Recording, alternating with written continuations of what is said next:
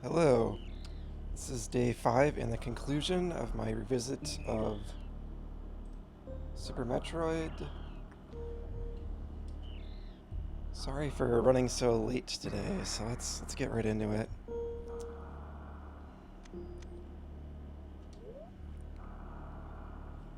Okay, so I'm pretty much at the end game, so at this point it's pretty much a matter of just running around the whole world looking for remaining upgrades.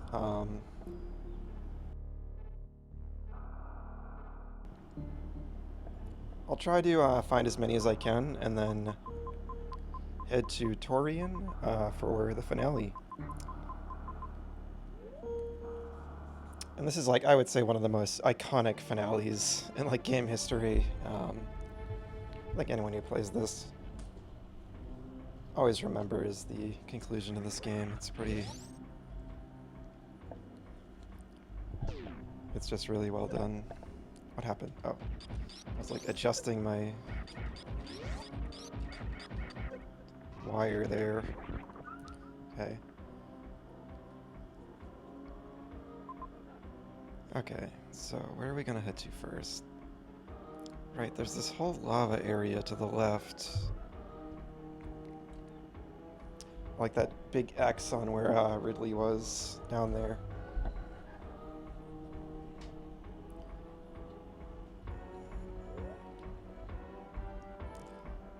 Okay, so let's start by heading back there.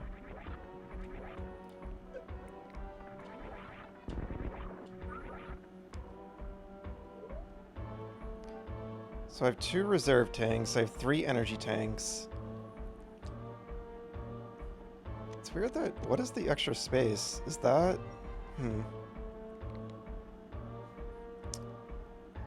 I never like thought to check this, but maybe that's spoilers for the end, but you get like a special beam at the very end of the game. I wonder if it's that. If it is that, I never noticed it actually like showed up in the menu.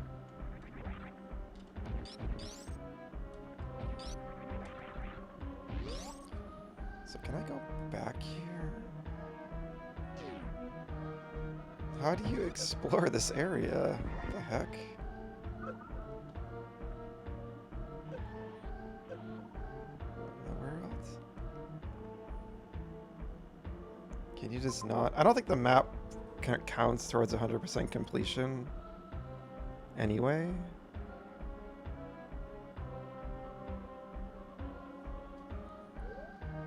Maybe there's a way to drain it. Still wanted to fill it all in though.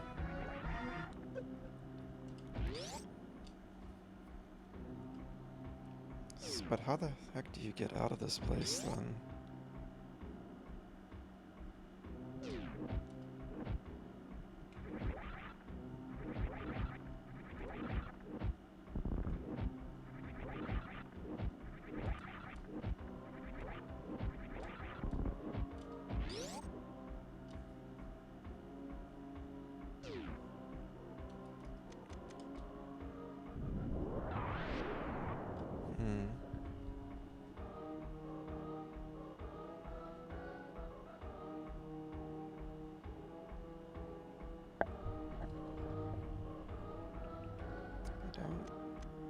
I think I can get in from this way. Yeah, those are all collapsible blocks.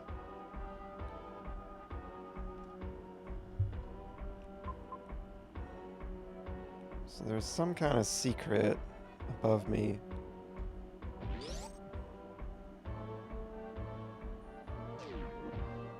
And I'm not sure I ever figured out how to get that upgrade in there. I remember being puzzled by that in a previous playthrough. But it's been too long for me to remember if I did or not. Is there like something over here? Like another way out of here?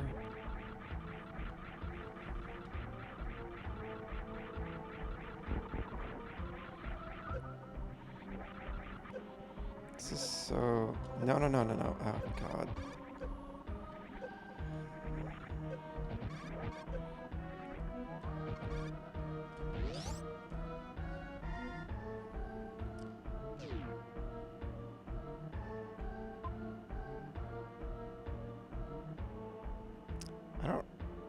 remember getting stuck in here. This is so weird.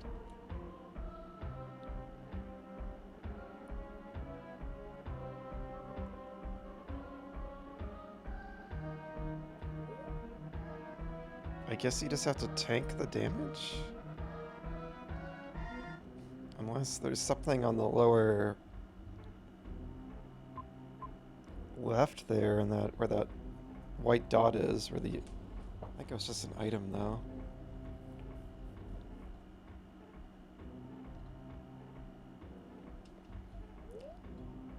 This is weird. I don't remember this.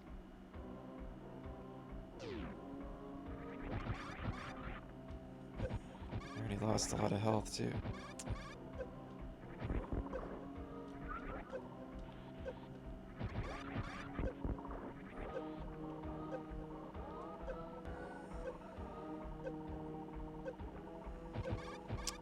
Same as do the space jump.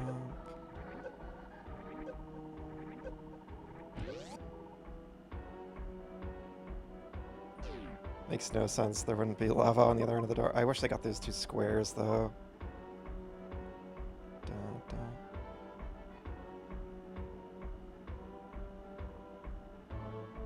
Huh.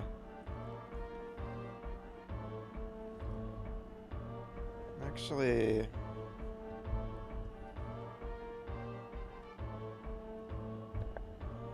I'm gonna reset.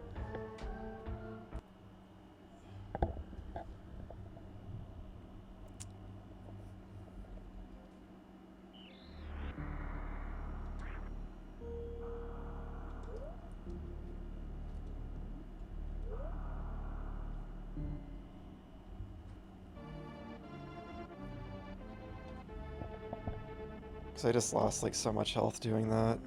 And for one thing, I don't feel like farming it back, but... I mean, I'll probably find an energy refill station eventually, but... I want to try to fill in those little map squares on the way out of here. So I can get the full map. I can't remember if it counts toward the completion percentage or not, but it very well might. And I don't feel like farming my health up to go back here and do this, so... I didn't do anything yet, anyway. Okay, Samus, jump! Oh, I got it. Get it, okay. Oh, there's still one on the left, shit.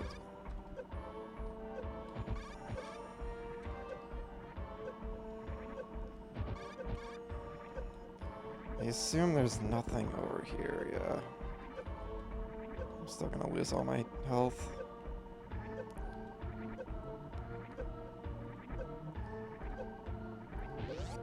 Alright. Lost all my health, but at least I filled it in. This time. Still got 2 energies.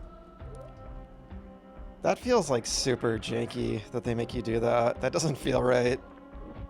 But it seems like that's just what you have to do. That's very odd.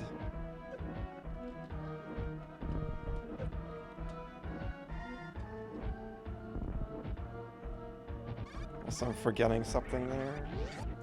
Good morning, Chloe. Good to see you. Hope you're doing well. Oh, this still happens when you come back.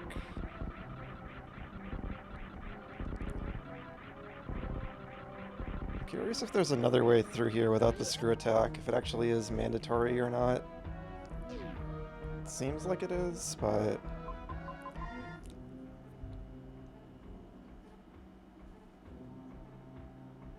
Okay, yeah, no worries, Chloe. Hope you're having a good time. Yeah, sorry I'm so late to stream. I was running super late today. I've only been live for like 10 minutes.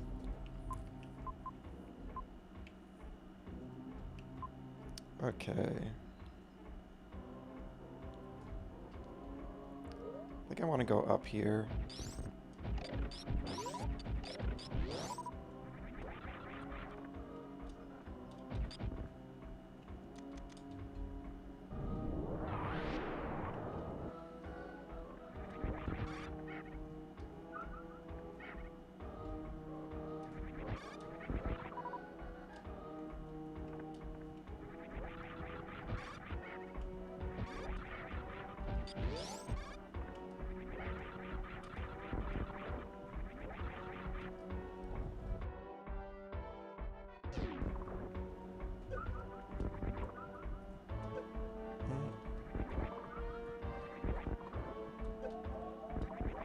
I forgot.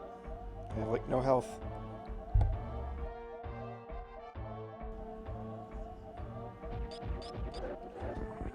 my goodness. Wait, is this the right way?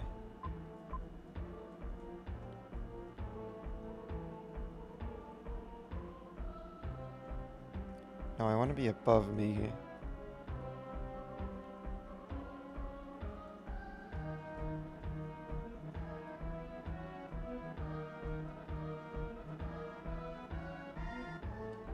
I think I have to go back. There's a secret above me.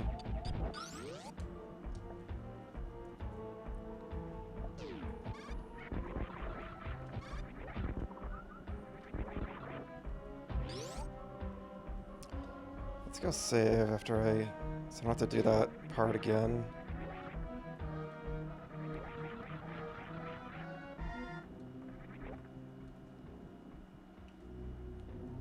I think I still gotta get that missile upgrade above where the gold Chozo boss was as well.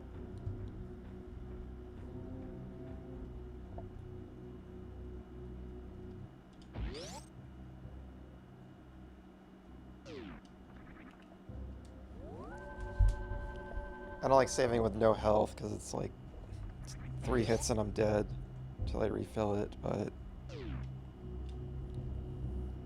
I just don't want to have to do that lava pit room again.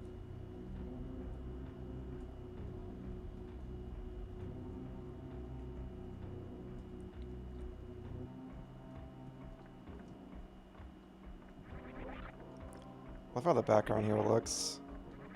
I like the heat lines and stuff on the cavern ceiling. Oh my god.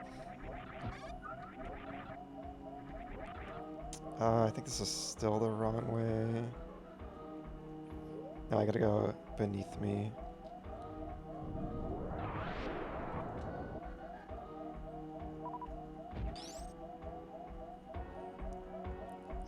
I think this is what I want to do. I'm not sure.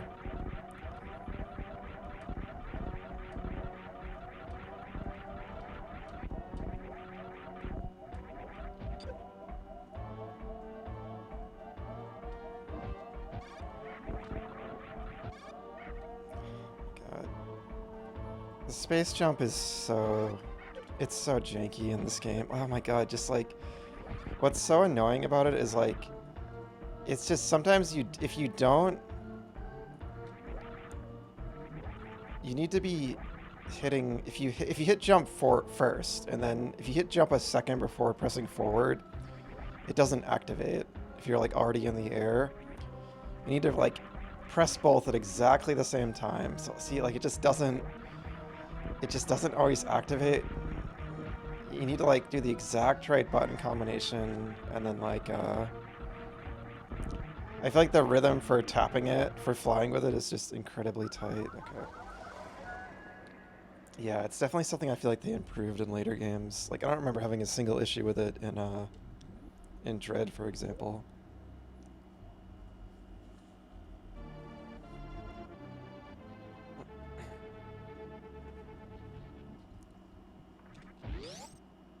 I just feel like I'm tripping over myself trying to use it effectively half the time.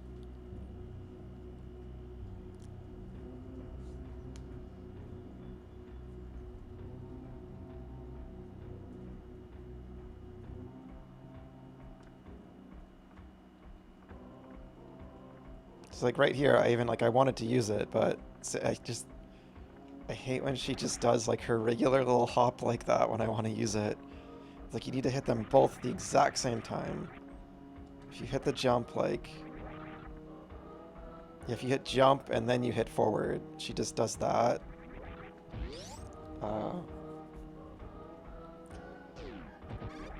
And I guess like they wanted you to have the ability to still do the regular jump, like I get that.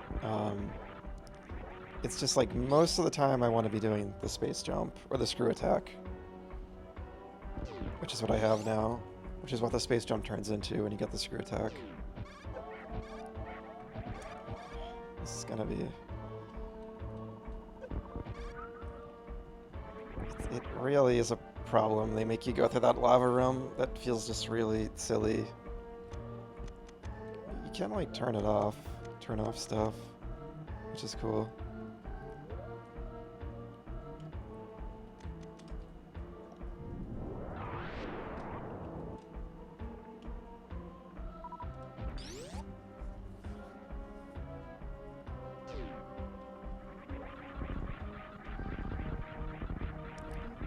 I might have to leave here, probably, and come back after I refill my health.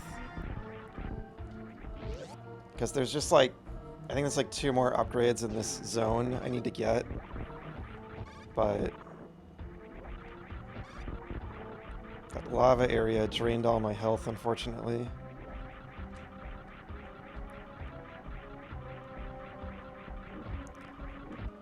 Maybe when you're screw attacking, it doesn't... No, I think it was still hurting me when I was screw attacking. Okay, here it is. This is what we want.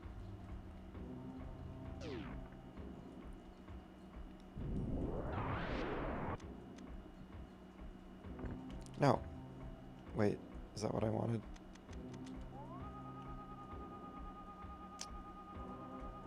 No, I think it's above me.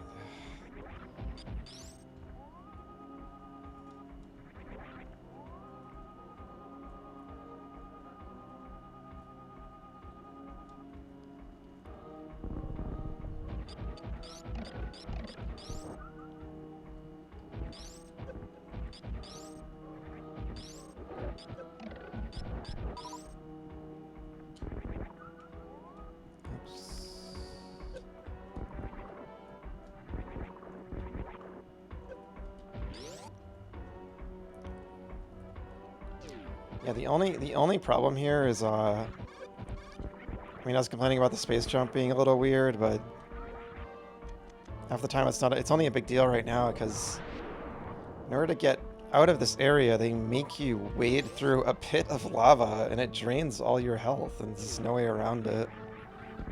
Which is very strange. I don't remember that really. I vaguely remember it maybe, but I feel like there should just be like a mechanism that maybe like drains the lava or something.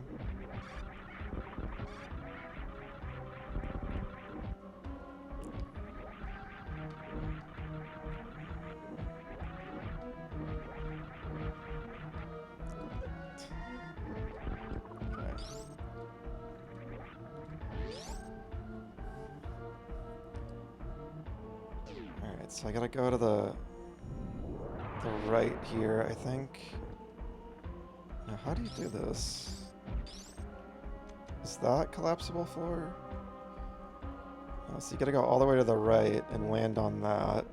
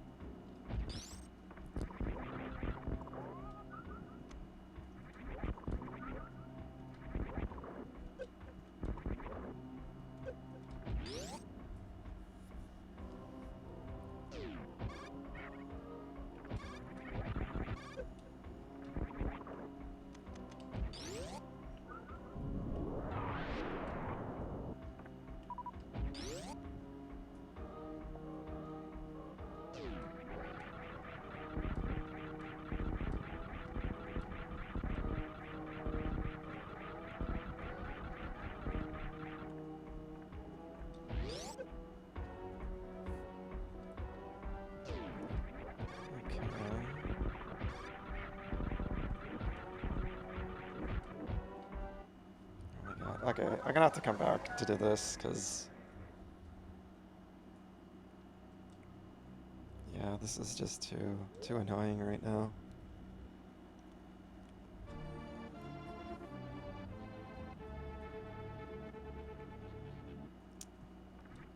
There is still a missile upgrade down there too, but I'll come back when I have full health, and then it'll be fine. Again, it's just they drain your health. Like, they make you go through a pit like this, except it actually hurts you. on the way back from the Ridley fight. And that's just very silly. It's just that's very silly design to me.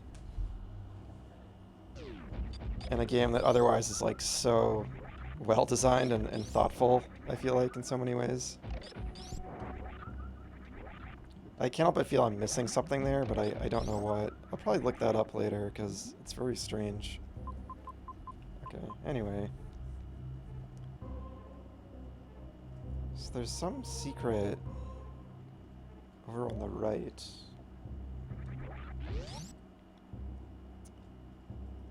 Actually, where? Is there like an energy refill station? There is one right near me, so let's go for that first.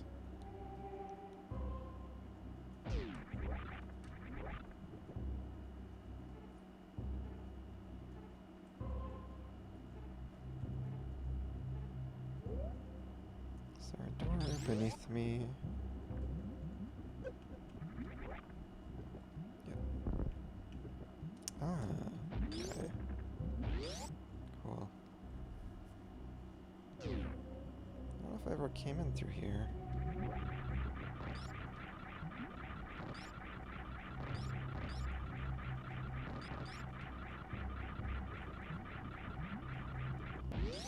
I think I came in that room before I had the grappling beam. Okay, nice. Okay, that's good. At least they give you one of these right near that area.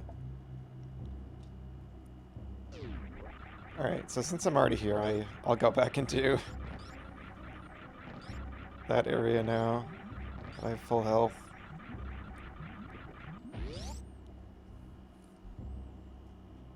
Though maybe, let's try to find the other way in there. So a way to like drop down from above somewhere over here.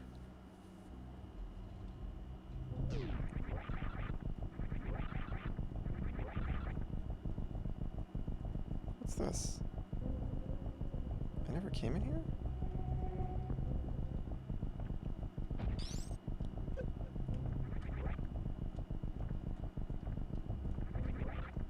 No, I think I came here.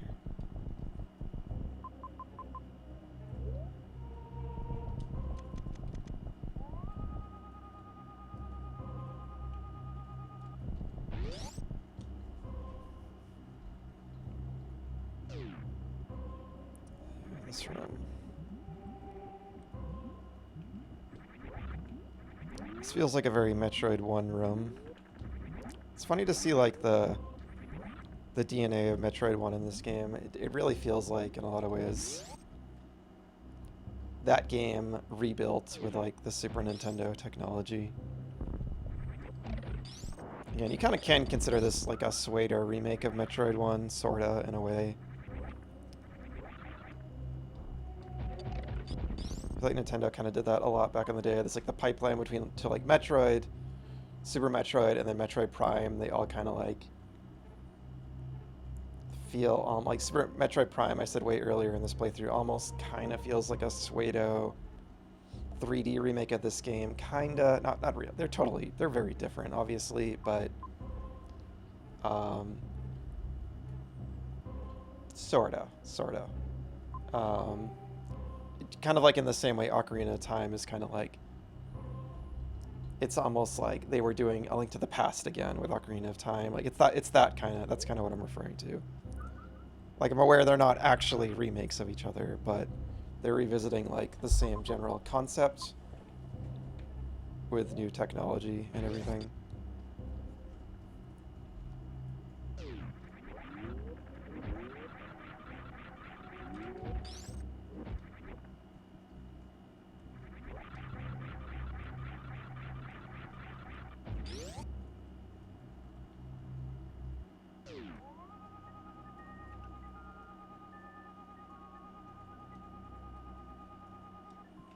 This looks like it's something right here.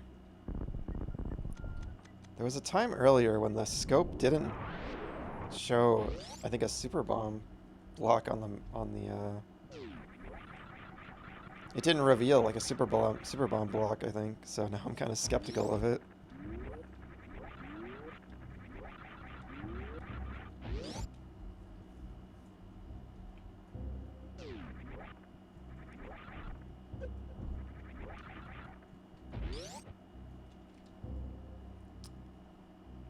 bubble room, my favorite room.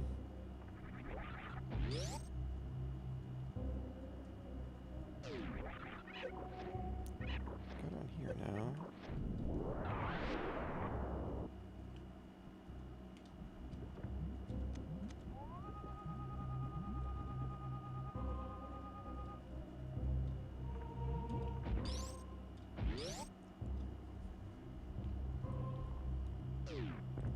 I don't know how many... I think I was saying yesterday, I was like, I think there's 155 missiles, but I think that's like wishful thinking, because I think there's actually 255, which means I'm missing so many. But I forget.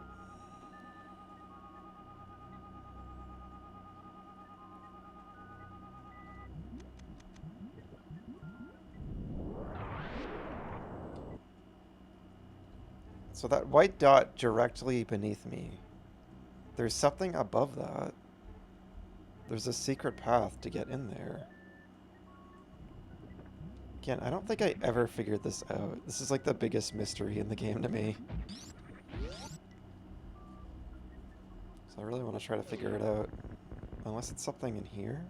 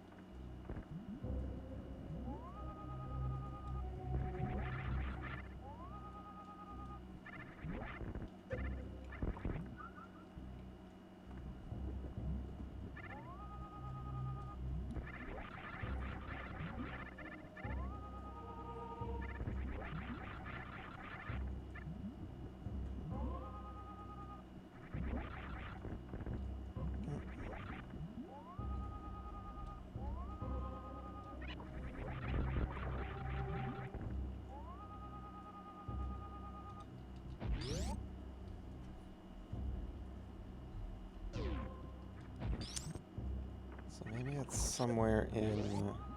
There's nothing in here. It's just, it's gotta be like on this right, like if I just hug this right wall, checking every little spot, I gotta find it, right?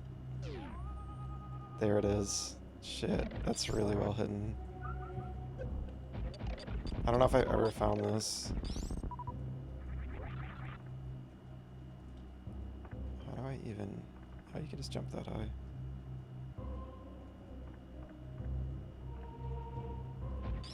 Yeah, and it looks like the architecture down in Ridley's domain, I think.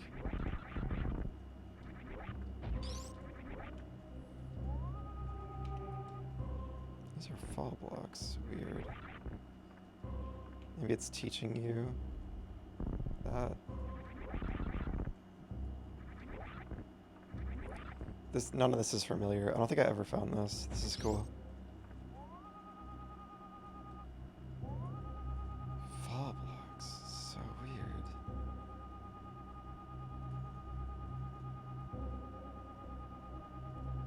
That's what I love about this game, is so many little like mysterious passages and stuff, and they all like feel like this little puzzle you gotta figure out. It's always like one little like breakable block you missed or something. It's just really fun poking around the whole world, searching for all the secrets. But that's, you know, a very Metroid thing in general. I just feel like this game really pioneered it. You know, it's probably Metroid 1 and 2 to an extent as well, but I have only played both of those once, so I'm less familiar. This is so strange. I thought for sure I found the passage.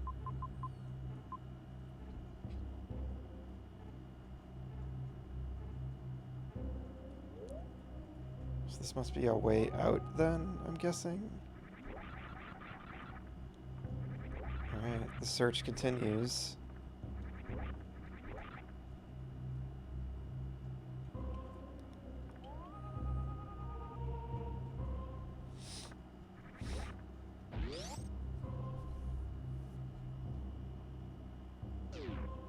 This room again.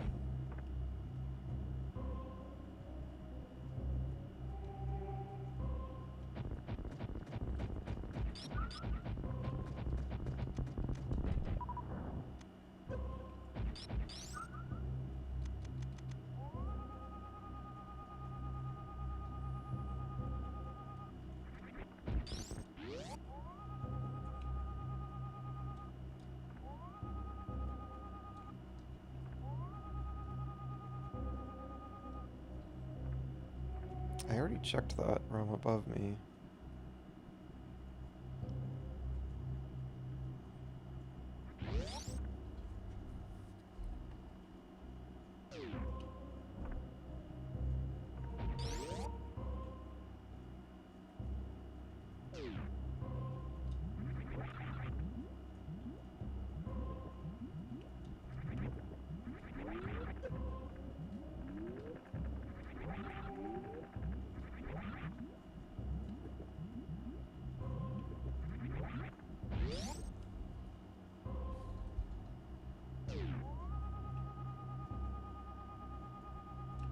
This room is suspicious to me.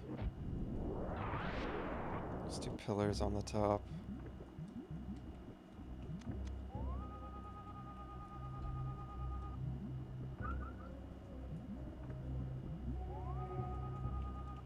I feel like one of these is probably like a hidden passage. That's something I don't like check. Well, usually the scope shows that. It shows when a wall is false, I think.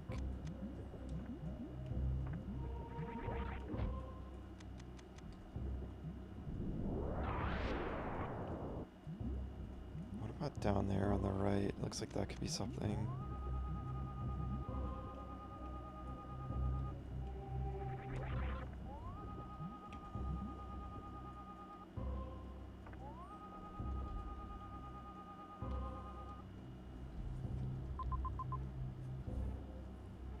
So where the heck could this possibly be? This is so strange.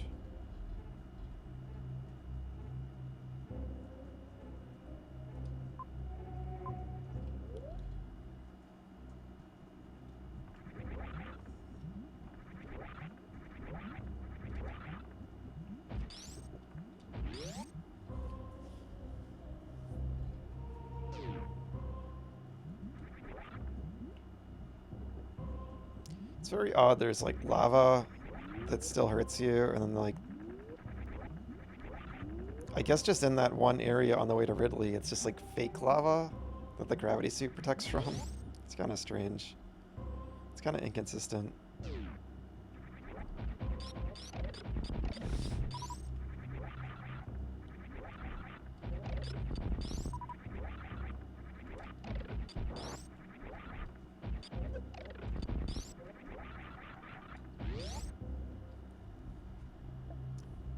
So I can't go back that way.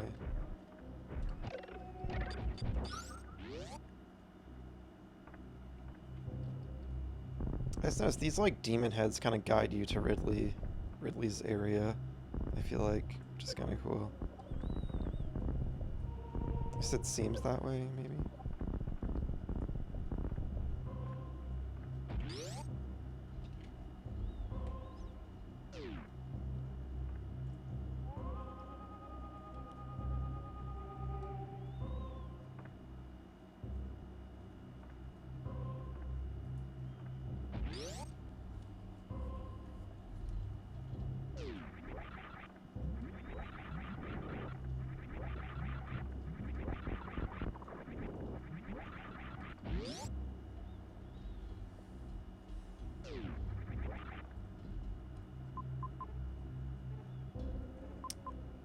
And that's back in that room.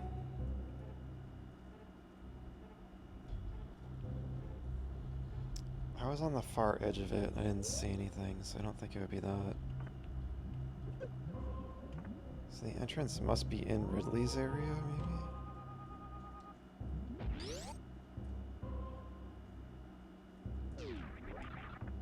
Yeah, like this lava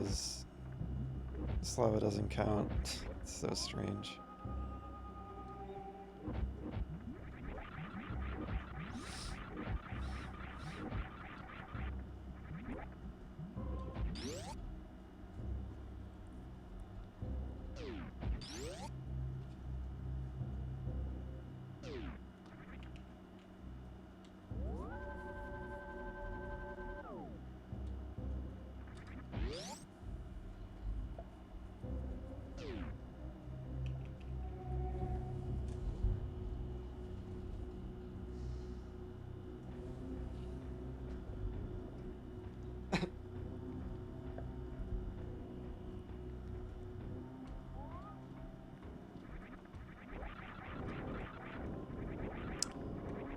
gonna go grab the missile upgrade above the gold Chozo boss that I think I missed earlier.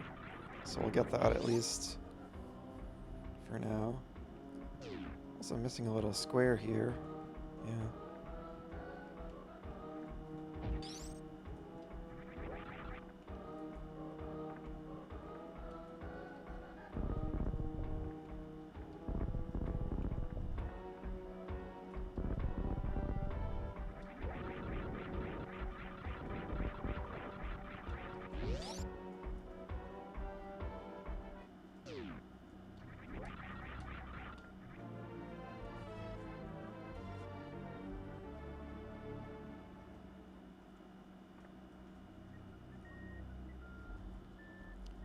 There's another upgrade on the right. Did I get that?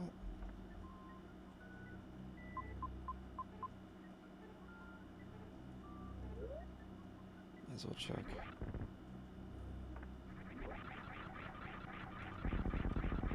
Nope.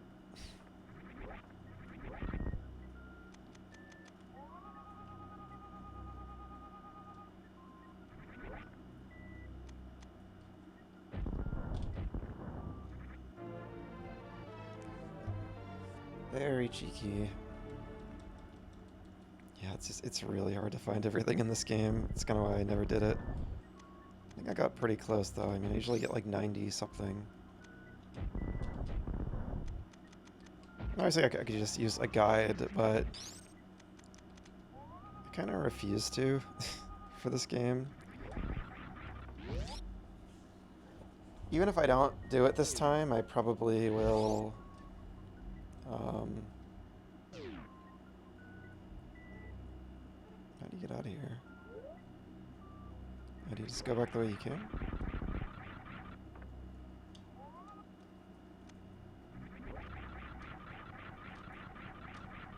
Nope.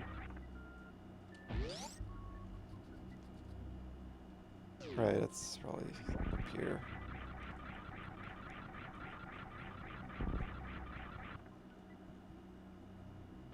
I wasn't here again. Right.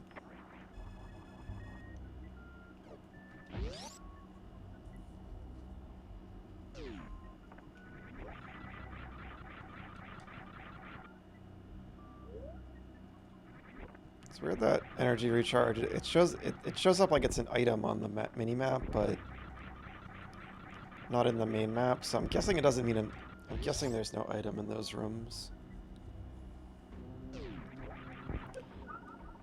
I should probably go back with a scope and check, but I'm guessing not.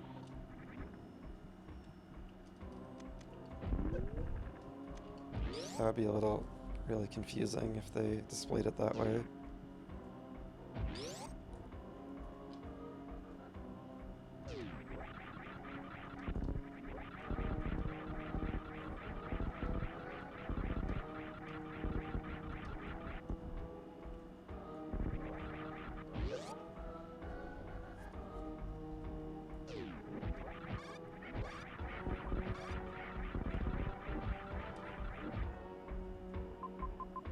The entrance, it must be either here or in the big lava pit room. I don't want to go back in that room.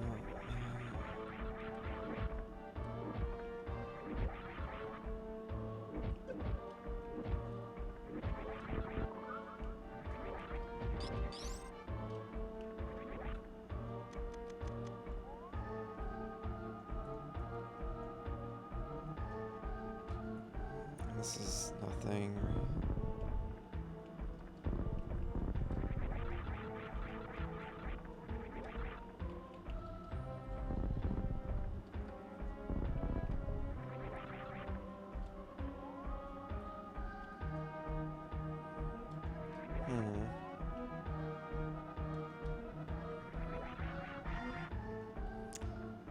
I can't like see the scope really. Well, I guess you can just barely see the ceiling. Let's try to do this at least.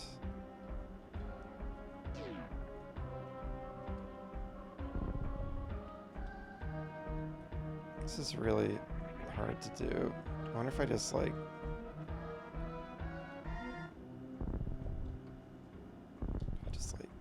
just get over there. Oh my god. Okay. I feel like I got lucky there. Oh, those you can stand on. It's just beneath it. Got it.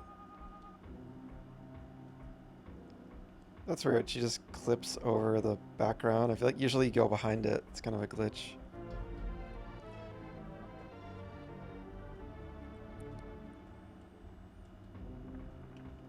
Yeah, if there are 255, then I'm missing so many. I feel like that can't be right. It's just the number in my memory. This room is shaped like a little heart, kinda.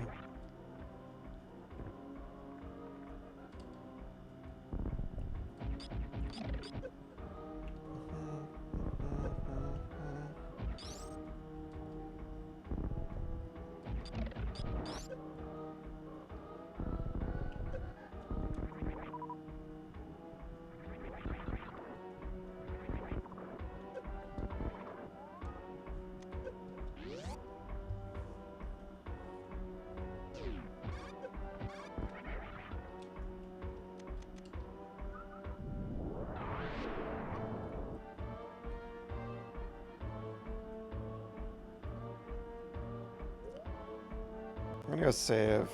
I'll do this. Alright, I have an idea. I'm gonna save, and then I'm just gonna go fool around in the lava pit room. And I'll just reset if I don't find anything. So I don't have to refill all my health again.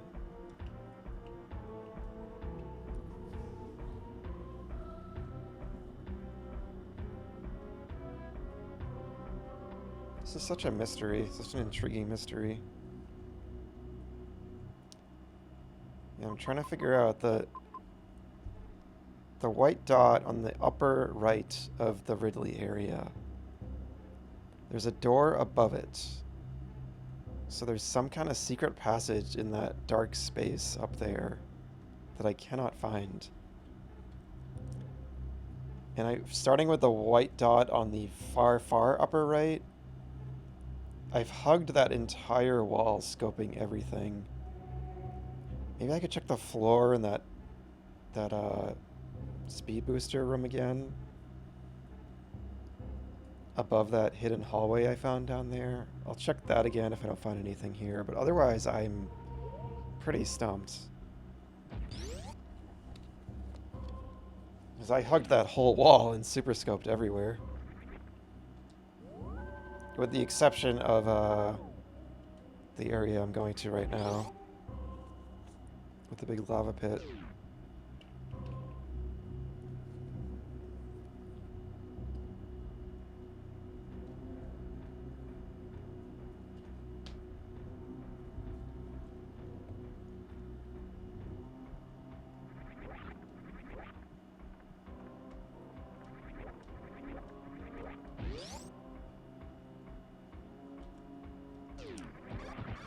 If this was like Metroid Dread, I'd be like, oh, there's just like a teleport that leads in there or something, but there's no teleporters in this game. It's gotta be, unless there is one, unless there's a single teleporter and it's some really hidden thing.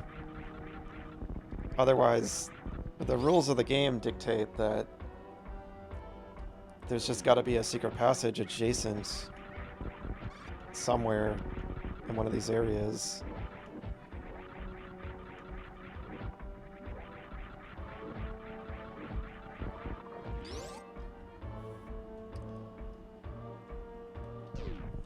It does drain it again, at least. Zebes, please.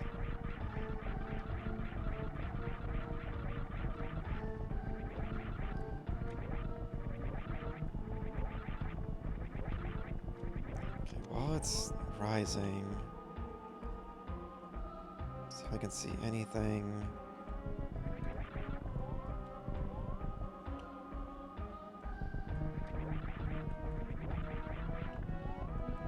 Can't even like see the ceiling from here.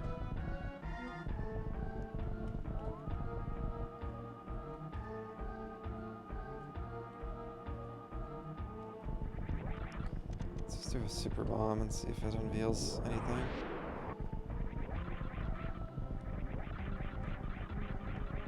There? No.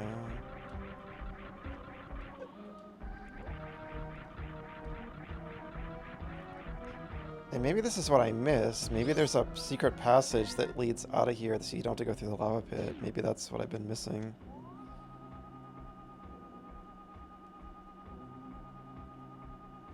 It's nothing above there.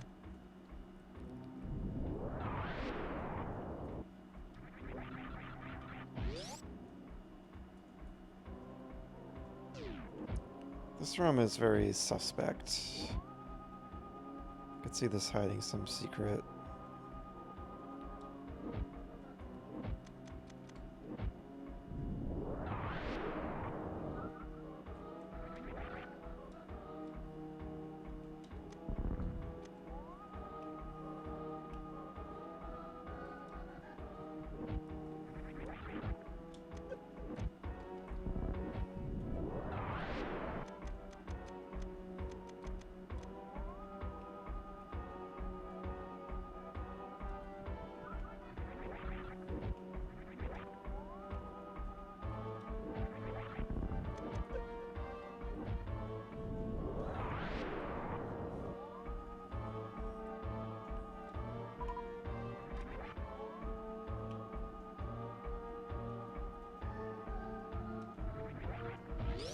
And this is the room in question.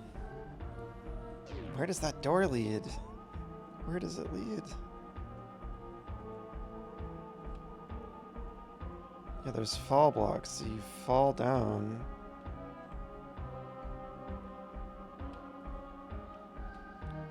I don't know if I've even found a super bomb upgrade. Well, no, I must have, because I have so many of them.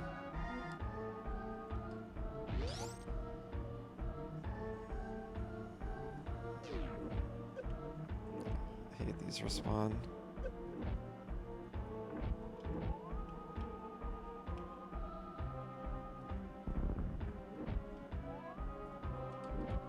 What that eyeball? You shoot that. No. And I found the secret inside of the one on the right, but maybe there's another secret passage in there. I did find this earlier. But there could be another passage off of here.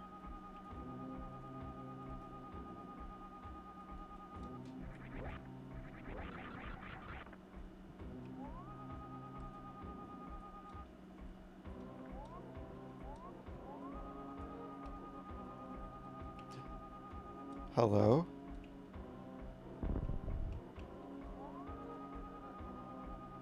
Oh, I think that's nothing. It's just like the shading on its arm.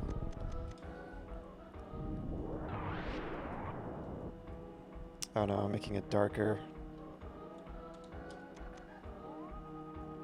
Oh, that's cool. It lights up. Makes it easier to see, actually, with this.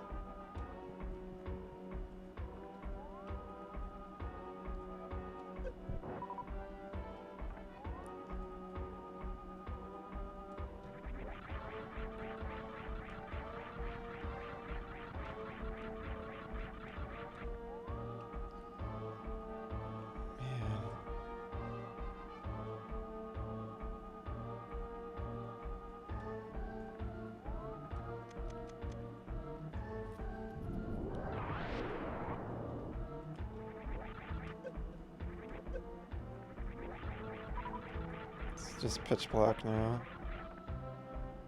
Pretty much. Whoops.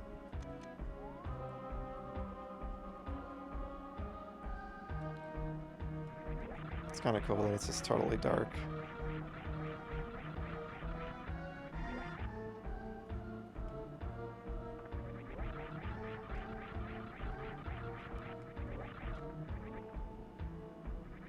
Yeah, this whole room is dark now.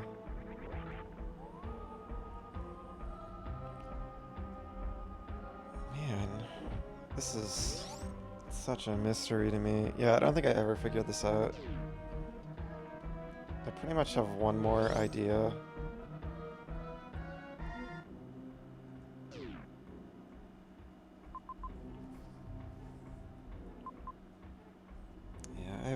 idea. Alright, I'm gonna reset. Because I saved before I went over. I don't think I didn't find anything, right? Yeah.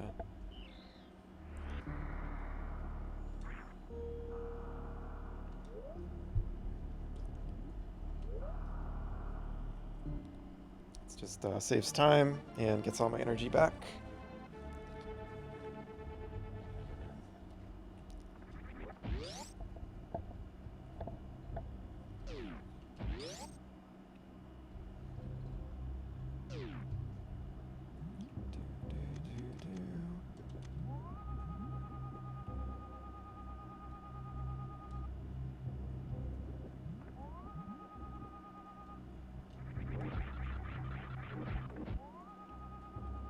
Like there could be some secrets down here.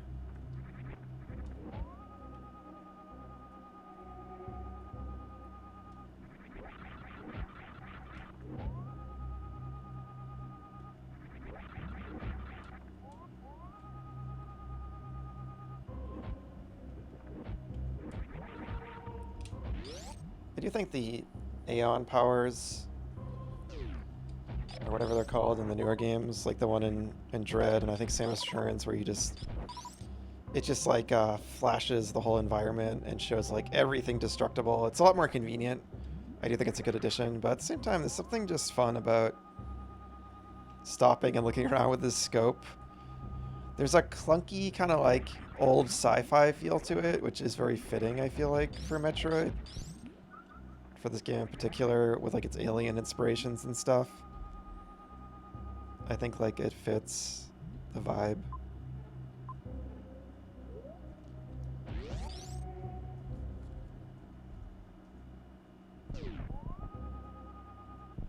What's that? Hello? Wait. Is that just... Okay, I'm guessing that's nothing. It's just not... It's just showing up as a pit.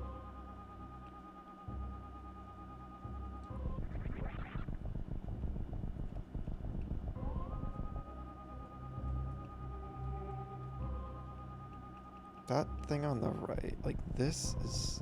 There's a door right there. I can see it.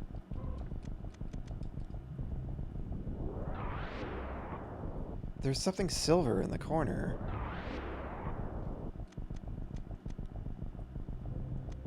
What the heck? You can see it with the screen shaking.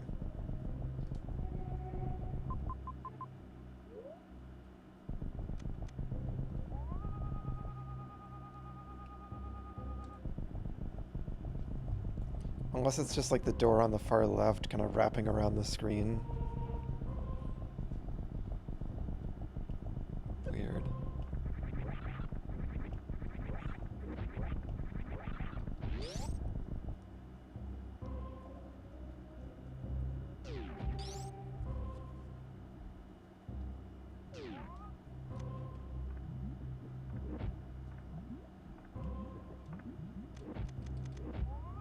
Guessing that's what was going on. It was just kind of like a little visual glitch. So yeah, it looked like the silver, like this, looks like one of these door frames or whatever you call it. This doesn't hurt me. Okay, so this does not hurt me. Okay. So is it... Because this lava has the dots in it. It looks like the lava in the big lava pit room where it does hurt me. It's really inconsistent. It's very strange.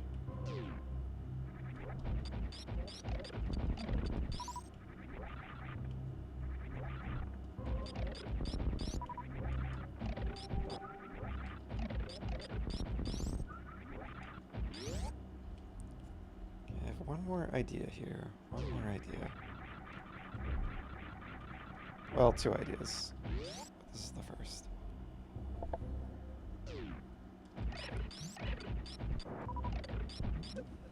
I feel like I've scoped this room so many times. There's just nothing here.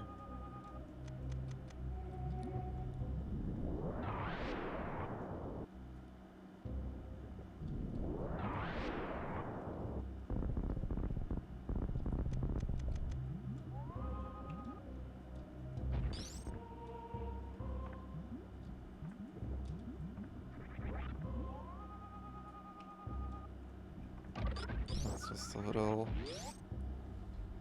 farm there. Okay, so let's see here.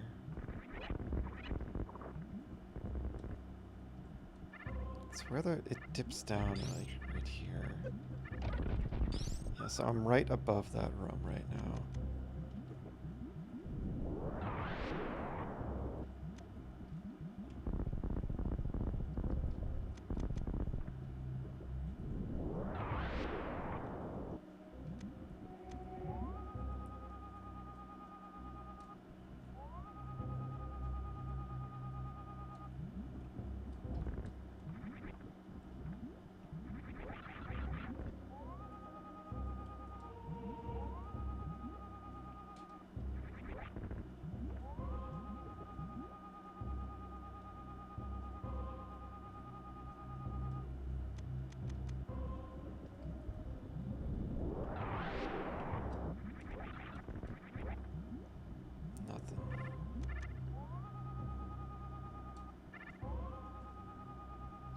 I did check all this earlier.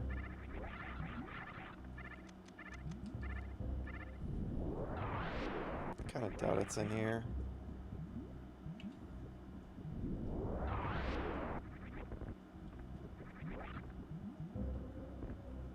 I think I can think is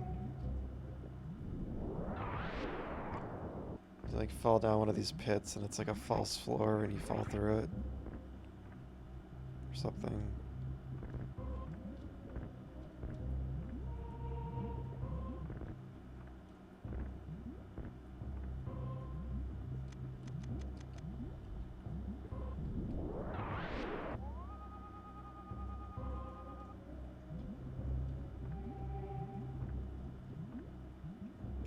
Gotta check every pit.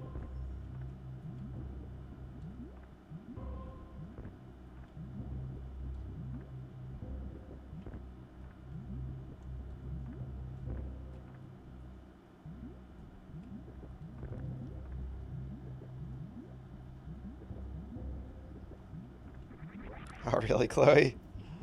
That's hilarious. Are they just like, who is this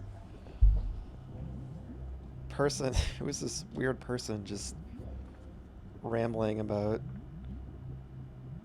nonsense in the background? Alright.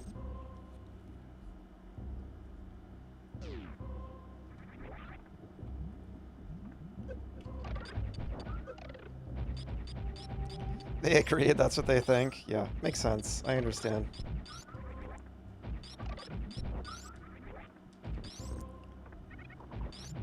Okay. Alright, I have one more idea, and then I'm stumped.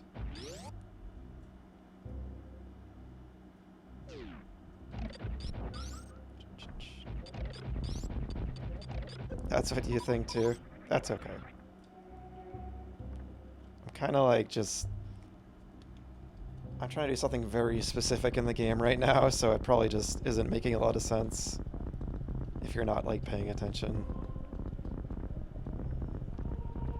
I just gotta check this whole room now.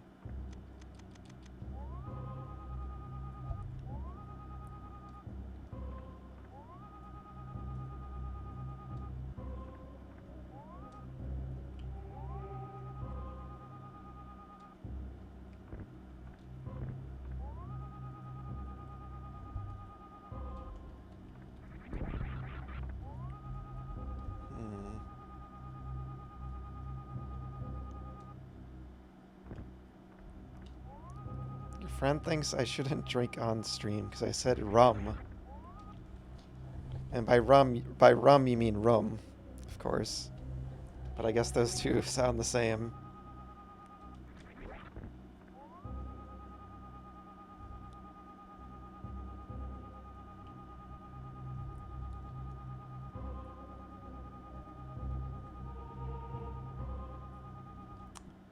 So strange.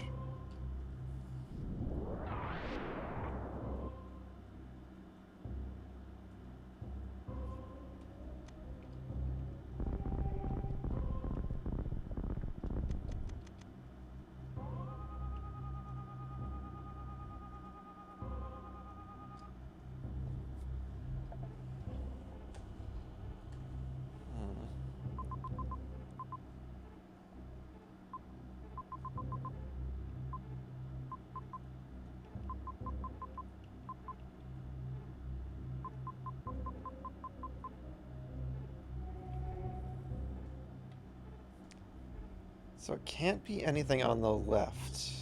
Or, sorry, on the right. Because it's like cut off. I feel like it would look really weird if the map extended anywhere from like one of the rightmost walls.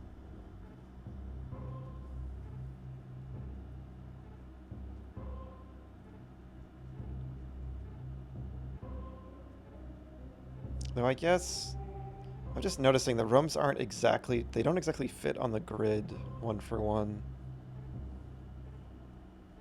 Like it's not tiled precisely with the grid in the background.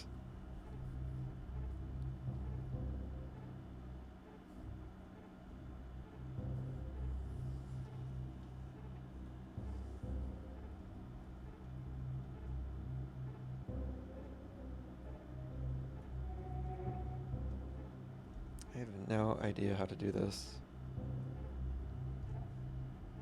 Okay, I'm gonna move on for now. I know there's some other places I can get upgrades. And I have spent like an hour trying to do this too. And I do want to finish the game today. So this game is like, I will replay this game again in the future. It's kind of like, again, it's kind of a game where it's so interesting and mysterious. I don't want to look it up. I just want to figure it out someday. If I don't figure it out this playthrough, maybe I'll figure it out the next one.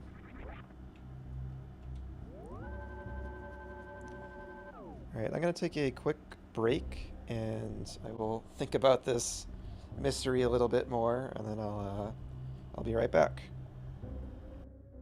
Okay. I am back.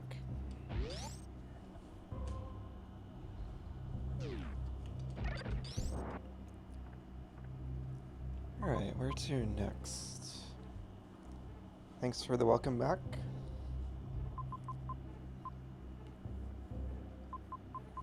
Let's see.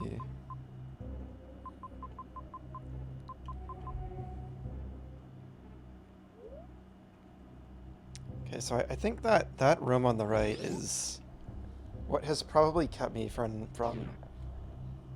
100%ing this game. I feel like in both prior playthroughs I've done of this. I think I've played through this twice. Maybe 3 times? At least twice.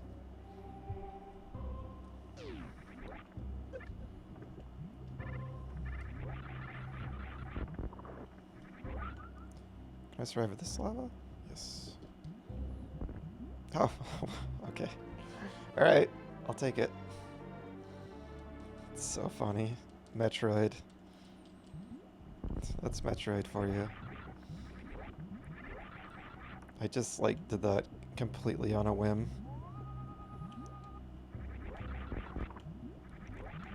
That's why it's so hard to find everything without using a guide. You really gotta check every little square. I mean, this kinda stands out, this little area. I guess subconsciously I kinda noticed that, and that's why I checked.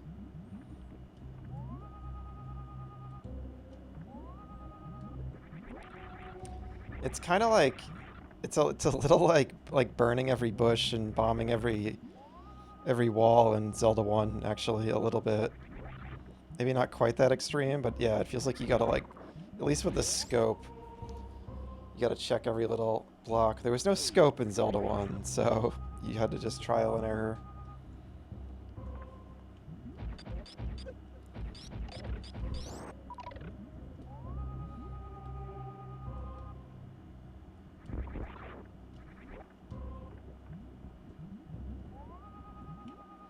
Like, you just gotta go around the whole world doing that, basically.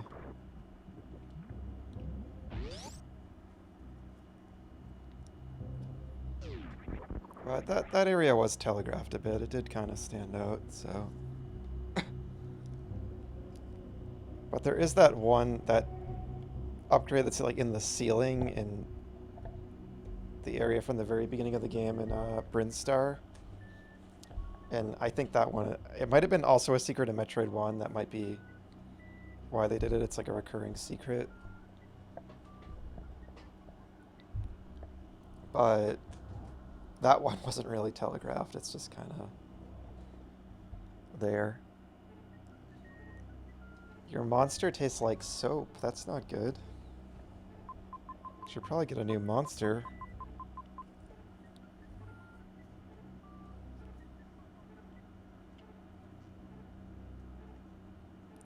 There might still be stuff in the crate area. I haven't gone back here since getting any upgrades, so I guess I'll check.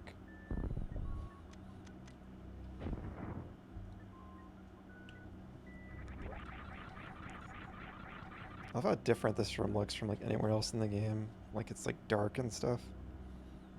This giant creature frozen in the wall. It's so cool.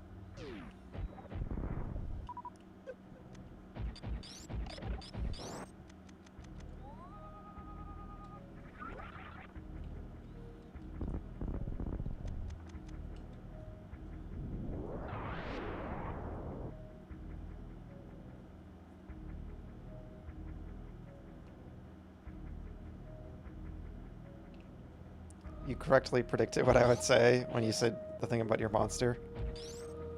That I'd say to get a new one. What's over here?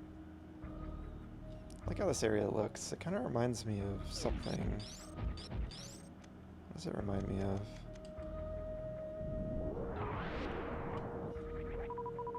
I'm not sure. I want to say Metal Gear, maybe?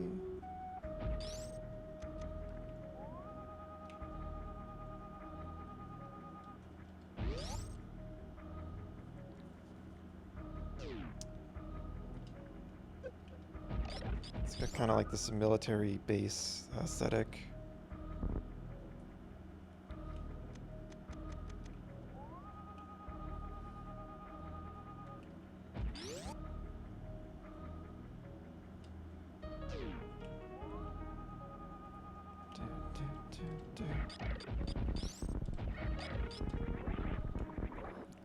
I should be using the screw attack.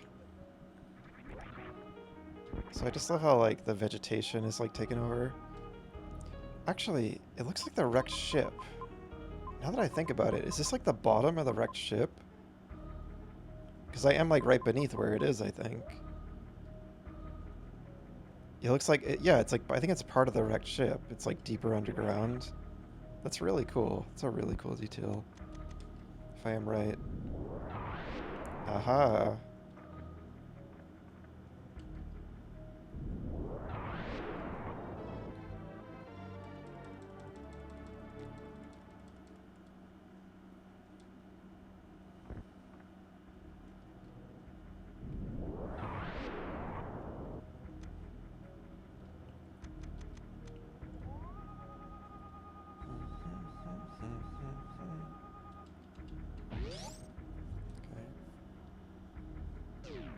Save room. Well, may as well.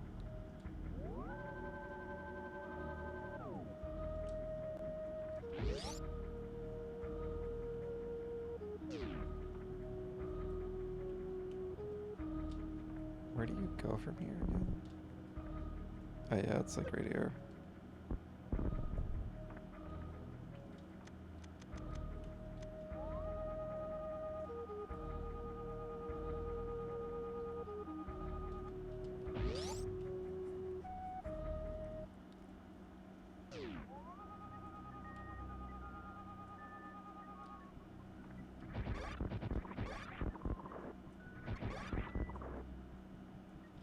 This area looks like the crate area in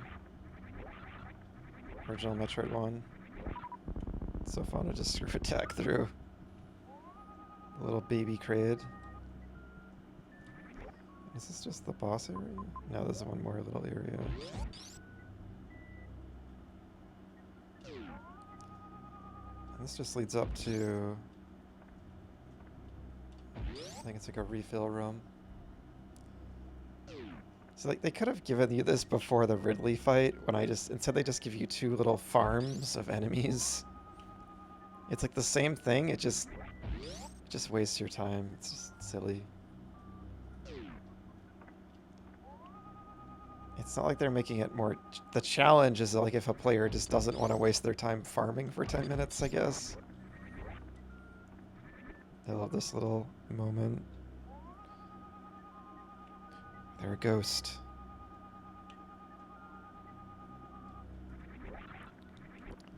They're like covered in like acid. They're like melting or something. Their armor looks a lot like Samus's sprite. It looks almost like her power suit. I wonder if it actually is.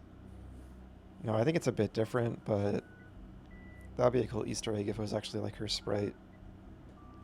It's just some other Galactic Federation soldier or something. I always liked how this room looks.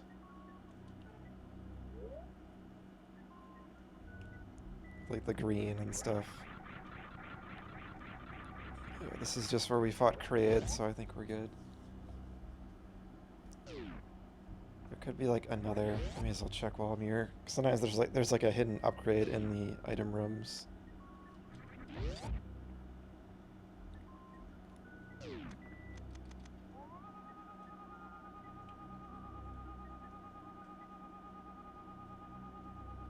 I love how most of the item rooms look too. They're like a different. They're often like metallic, right? Like that. They have like those silver walls. I just love a lot of what this game does with its colors and its art design. It's very distinct.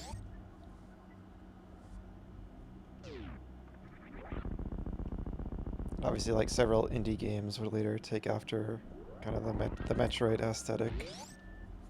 God, imagine imagine you're one of those space pirates and you just see Samus just dashing towards you and just obliterating like all your friends, all the other space pirates in front of you. It's horrifying.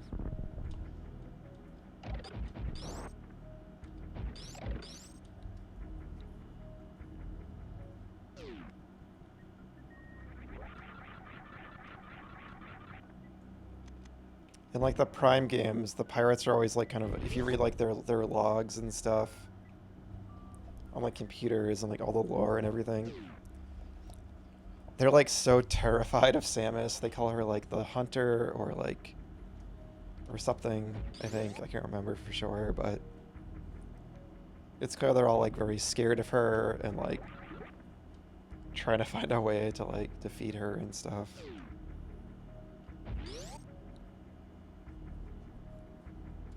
And moments like that, I can see why.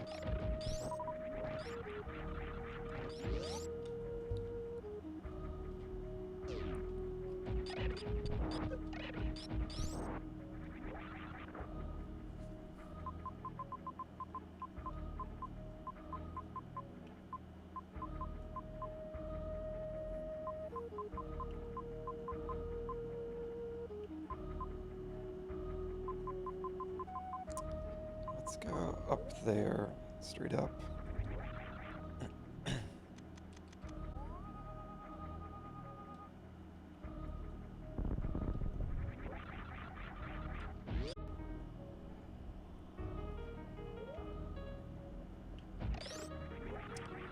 Oh, we could finally kill these little turtles. I don't really want to, they're cute. And they're not like dangerous or harming anything.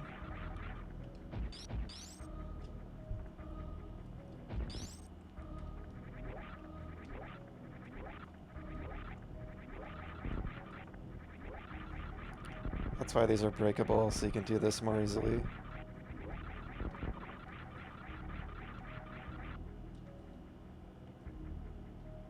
Kinda like... You can actually like wall jump more easily with this? No.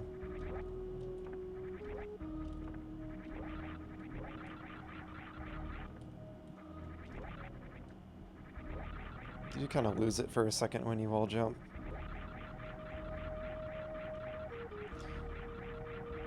It's really tricky going straight up with the space jump / screw attack.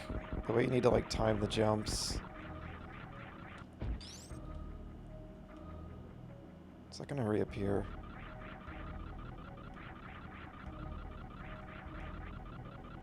The sound effect on it broke. Doesn't sound right. Really, game? Really?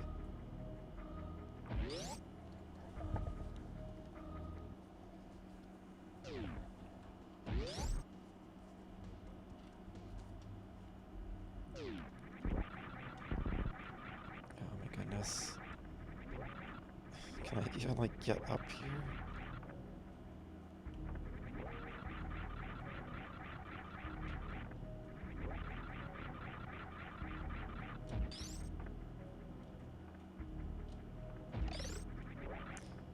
I gotta, like, be so careful not to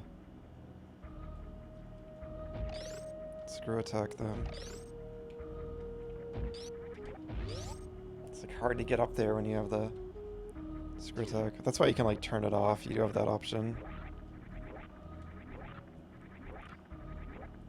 All the idea of, like, this place is so, like, overgrown. All these, like, alien, like, little flower things just kind of, like, grew, like, into the floor and stuff.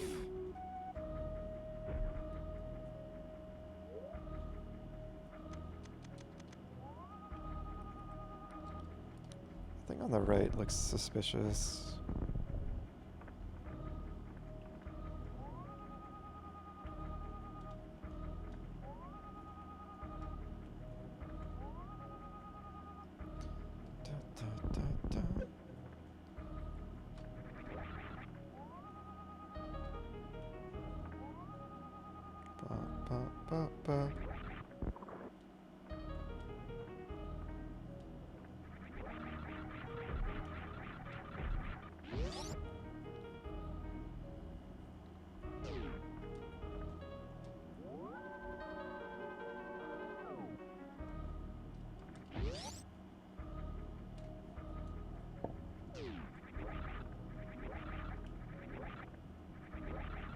Oh, I wanted to check something.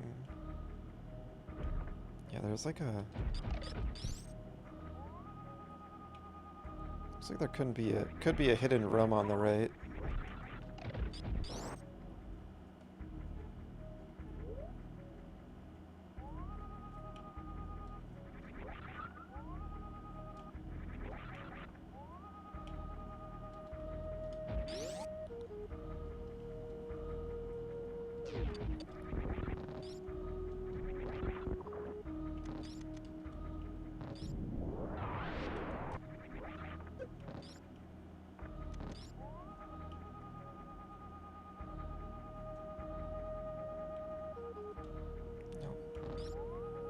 It's cool you can see that with the scope, you can fall through that.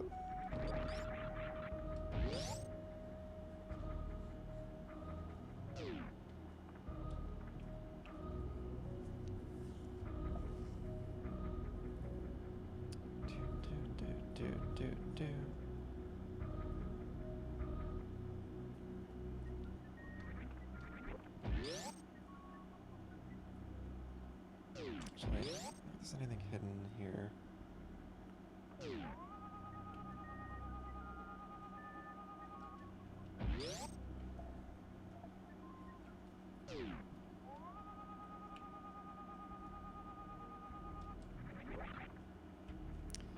I love how these areas look. The ones closest to the surface, where it's just these like moss-covered caverns. I always just love this aesthetic.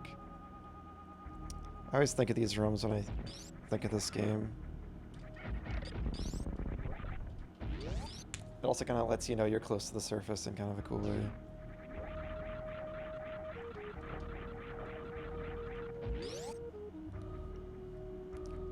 The whole concept of Metroid, where like you start on the surface of like an alien planet and you're just like diving deeper and deeper into like these caverns under it, it's just like really cool. And atmospheric, obviously. Like that's Metroid's whole thing, atmosphere, but a lot of games would later on, you know, use that concept. And Metroid, I feel like it was a classic game thing in general, just because it's an easy way to like develop a world from a 2D perspective. To have the player like go through caverns and stuff underground. It makes for engaging like platforming level design. Whereas if you're just on like the surface of the planet, it's a little harder to do that. You got to come up with like context for it, like have the player exploring buildings and stuff like that with different floors.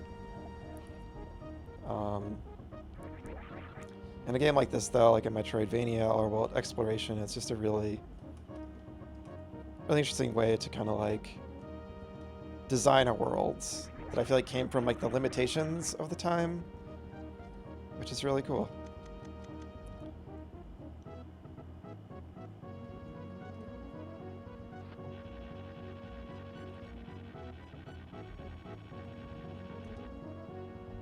Your friend's reaction to your joke was funnier than your actual joke. What was the joke? If you care to share. You don't have to, obviously. But yeah, obviously Hollow Knight is another game like that. You know, very inspired by Metroid. Start on the surface and you go down into like this underground world. And that game executed that concept so brilliantly as well. Oh, I was asking what your joke was, if you care to share it.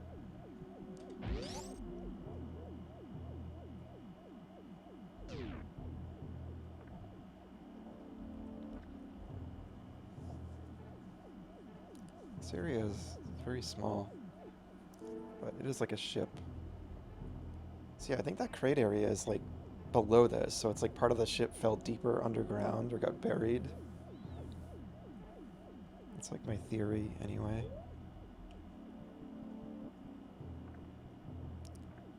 It does look, actually, now that I'm in it, it looks different than that crate area, actually. So I'm probably just wrong. But it looks like it could be like a ship or something.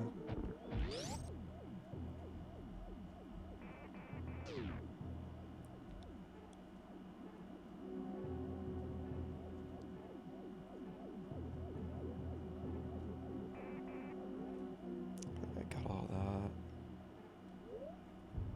Let's go up.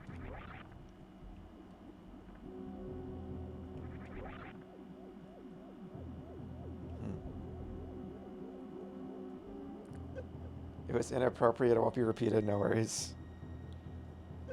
Your friend laughed aggressively and then went complete deadpan. And that was funnier than the joke itself.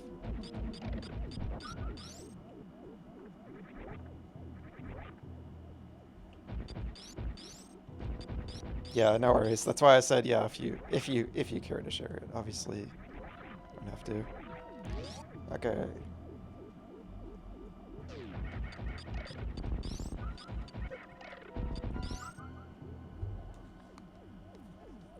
Check the room on the right. I can't remember what that was.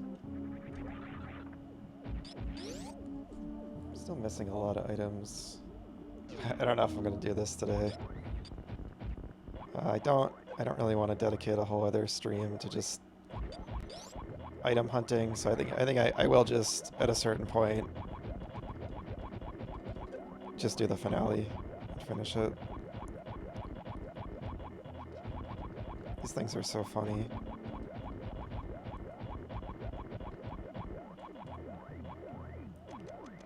Let's see.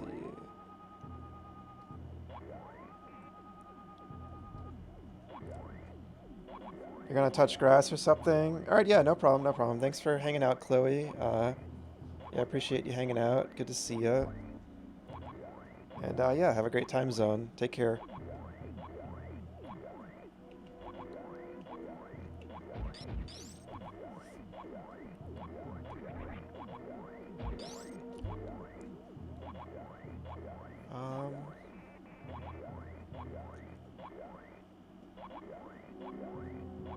So, okay, let's use the scope and check.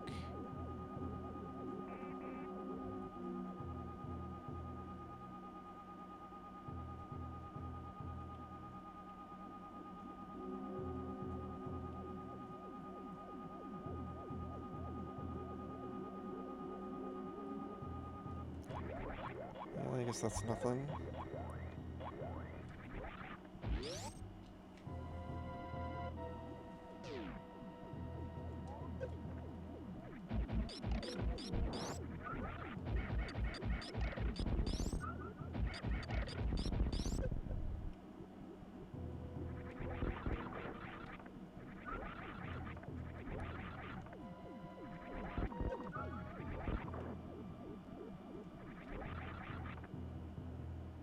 This looks like there's like DNA inside those tubes.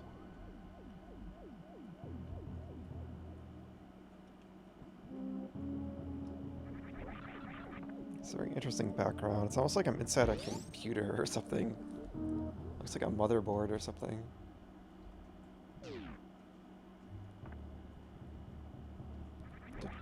I was kind of ragging on this song. Yes, I do like this song. It is good. I was just saying I was a little mixed on it compared to the other songs in the game, I guess, but as we'll see when I get to the final boss later, the way it's used in the finale is so good. I love when it's used there. I think it's meant to be like the theme of Samus, too. Like her theme, which is cool.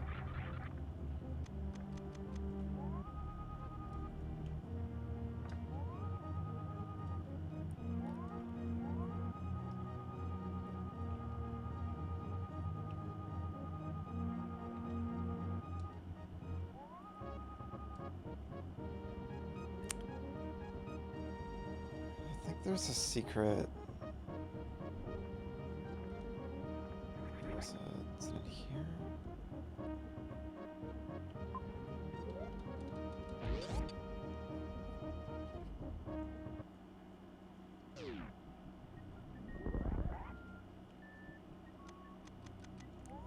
Not got this yet. Okay, it's below me. I remember now, yeah.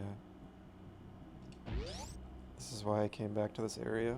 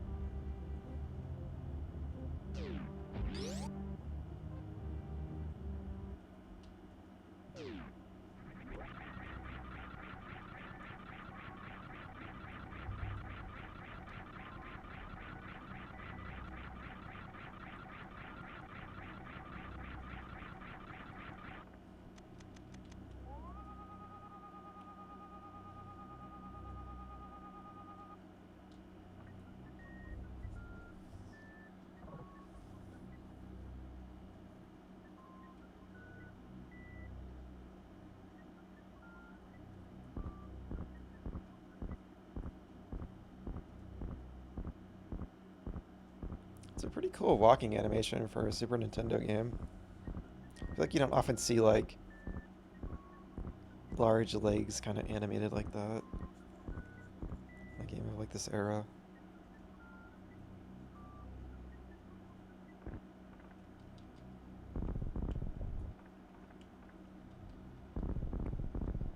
Could be forgetting some other games that do that, but usually like enemies will like teleport and stuff. I'm thinking of like Dracula and like the Castlevania games.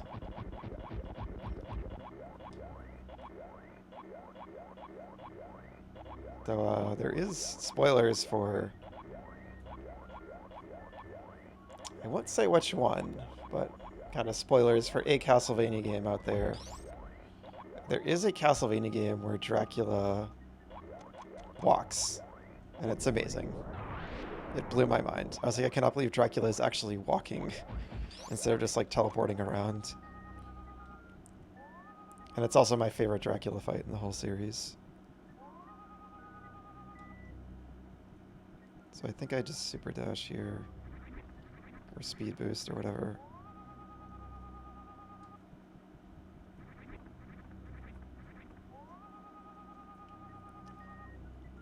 And I'll just say what game it is. Just if anyone's listening, cover your ears if you don't want a spoiler for a Castlevania game. It's one of the Metroidvania ones after Symphony of the Night. It's Order of Ecclesia. has my favorite Dracula fight in the series.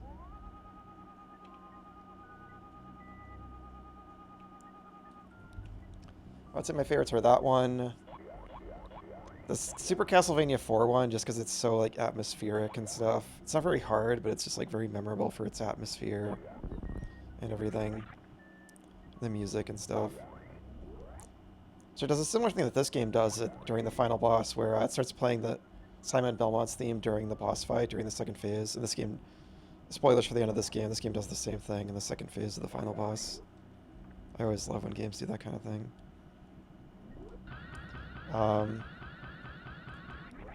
Oops. And then my other favorite's probably Circle of the Moon. I think Circle of the Moon has like the coolest. Because again, part of why I like, well, both Super Castlevania 4 and Order of Ecclesia's Dracula fights. Again, spoilers for those games.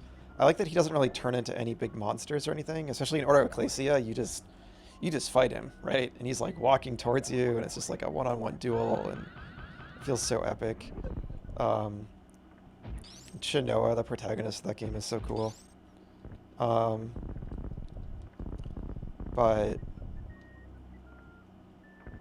what? Come on, such a troll. But in Circle of the Moon, the monster that he turns into in that game, I think like looks the coolest of like any of his creature forms from what I remember. He's just like this giant like demon thing. But it's still kind of like, he looks like humanoid still. He still kind of has like long white hair and stuff from what I remember. So it still kind of looks like Dracula. He's just like a monster form of Dracula rather than like a giant bat creature or something. Like he kind of turns into in a lot of the games. Like in Rondo of Blood and stuff. AKA the intro of Symphony of the Night. Which is a kind of a repeat of the finale of Rondo of Blood.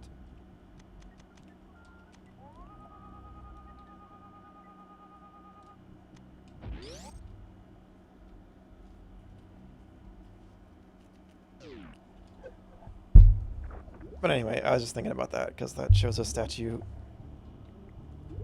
They really like kind of animated its legs walking and stuff towards you. And obviously, like Samus's, there's plenty of animated smaller sprites and stuff with walking animations. It's just like a big sprite like that really stands out when it's like moving like that realistically. Alright, and there's still, so I did watch the demo at the start of the game after the title screen, and yeah, like there's a secret. Pretty sure in the big area with your ship.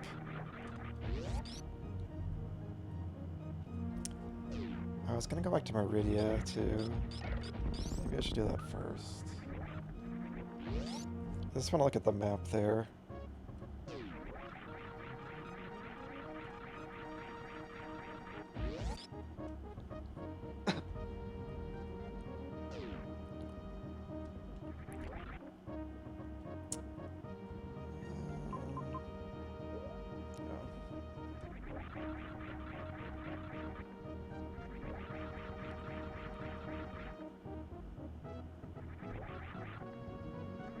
I love the giant like lake or ocean in the background here.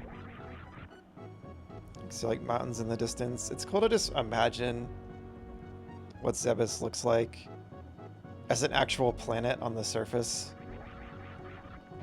At least from like these areas, it looks pretty like desolate. It's always like cloudy and stuff, rocky terrain.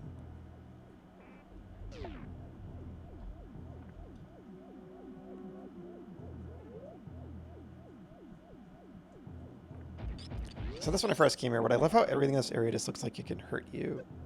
And it can, like, cause like, even like this stuff, go away. Like that, oh maybe it doesn't. Oh, it does hurt you. I guess it doesn't hurt you when you're in screw attack. Maybe the lava in that big lava pit area down in the Ridley zone wasn't hurting me when I was screw attacking and I wasn't paying attention. I'm pretty sure it was, though. But yeah, everything's like rusty and pointy, and it just really looks all like decayed. Just like everything's dangerous to the touch.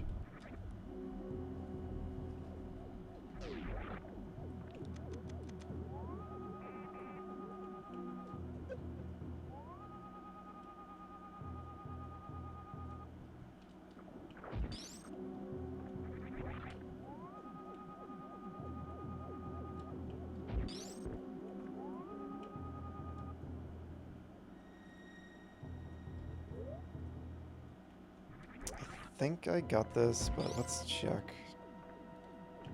Just in case. Might have been something I couldn't do yet.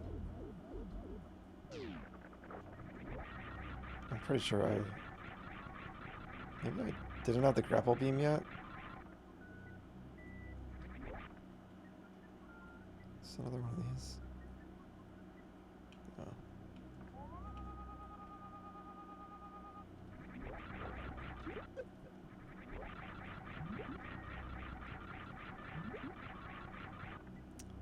Again, part of what I was saying about how Metroid Prime kind of feels like a Suedo remake of this game is it also has a ship that's like submerged in water, like a crash ship.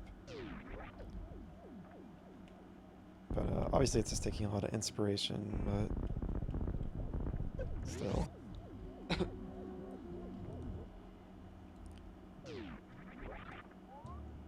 They very much like used this game as a basis, I think, of course, when they made that game.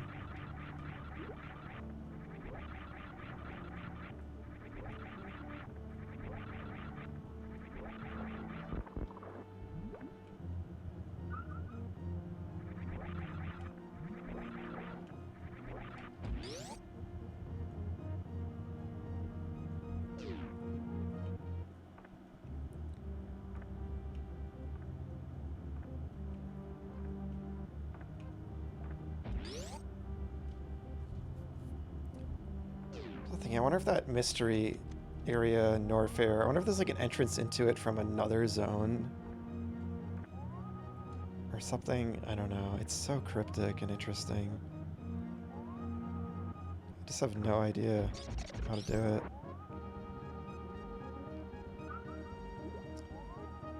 It almost makes you think, like, is it like a post-game thing? Is there stuff you can only get after you beat the game? But I'm pretty sure when you go to Torian, it's a point of no return. Like, I think you can backtrack once you're there. I think I checked all this with the scope. You'd think something would be hidden here, but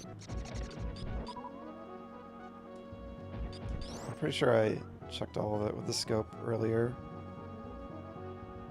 And there's just like nothing here.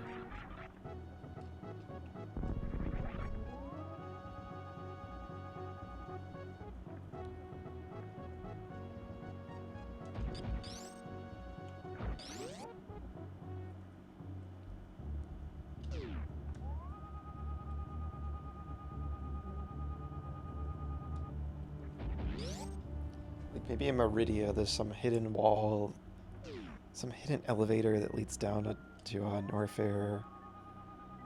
I could see that being a thing. Because I think Meridia is the area right above Norfair. Maybe.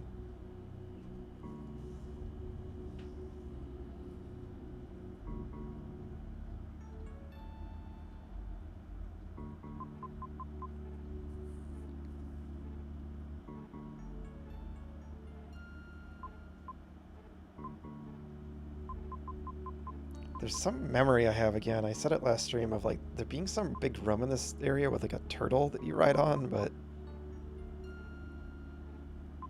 maybe I'm making that up. Or maybe that was another Metroid game I'm thinking of.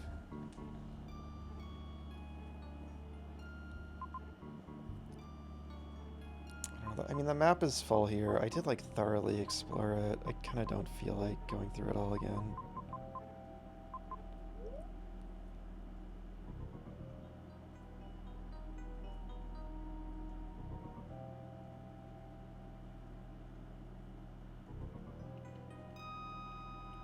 Just love the music here. I'm gonna go try to do the criteria thing, and then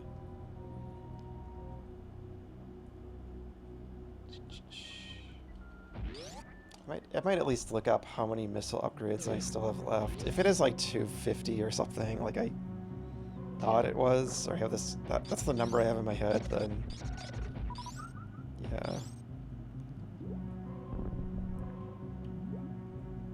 I just kind of want to finish the game tonight, but someday I do want to try to get every upgrade in this.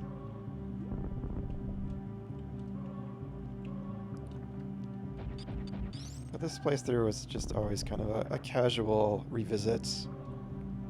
After I just played Hollow Knight for the first time, I kind of wanted to go back and revisit the OG Metroidvania and kind of see how the genre's evolved and compare the games and everything. So I kind of want to do a not a speedy play, not a speed run or anything, but a relatively speedy playthrough of this kind of.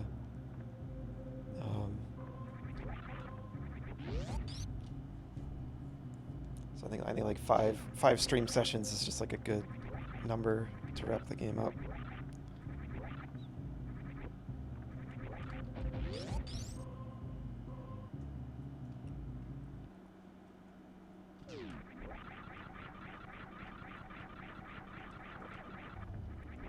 Let's go check out, try to figure out this criteria thing. So there's some move I still don't know how to do.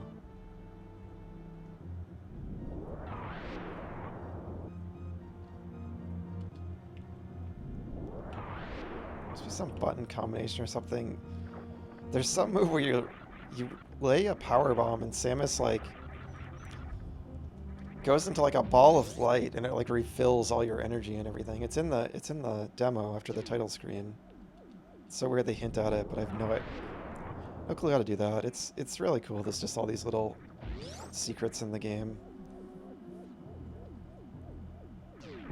I always love that stuff in games.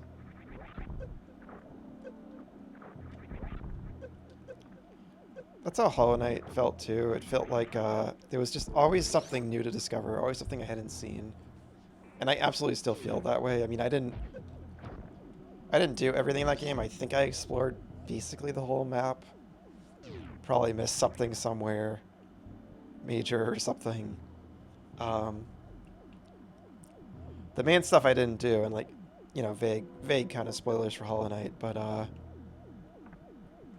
is like a lot of the optional boss stuff,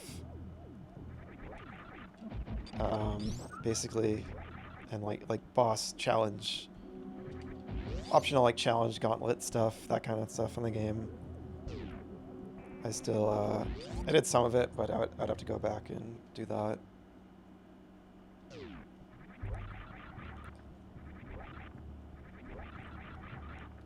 And I would like to, at some point, do that.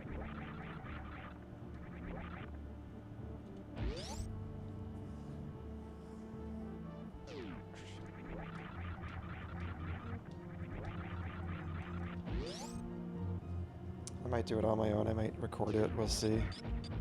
But I'd like to probably do it before I play Silk Song, at least. So I'm thinking here. Probably won't play Silk Song for a while, because Hollow Knight was like so good, and I played that game for like 2 months, so I'm like satisfied, satiated with that experience for a while. People waited like 8 years for Hollow Knight, I can wait a little bit. And I might wait until I get like a Switch 2 or something, just to play a version that runs really smooth and everything.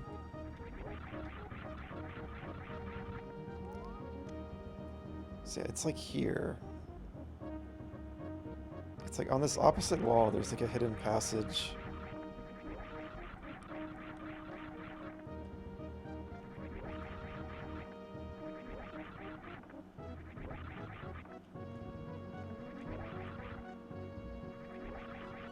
It's weird.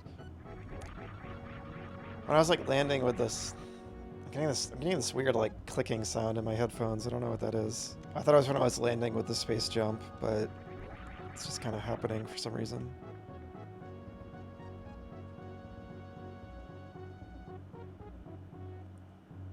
Yeah, that's weird. I don't know. It's weird, like, static I'm getting every now and then. It might be kind of like the weird setup I have with my headphones connected to my TV. It's running through, like, a converter and, like, an amp and stuff, so I can adjust the volume. It's this messy, convoluted setup. Oh, there it is. Oh, you don't even need to do it. It's so well hidden. Wow. So in the title screen...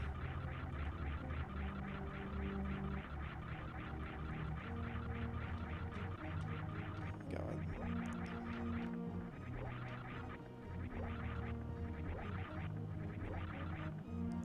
I think it showed them, like, doing the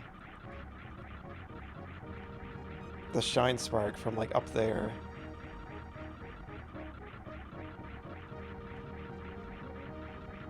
Yeah, so that's, like, another way to do it.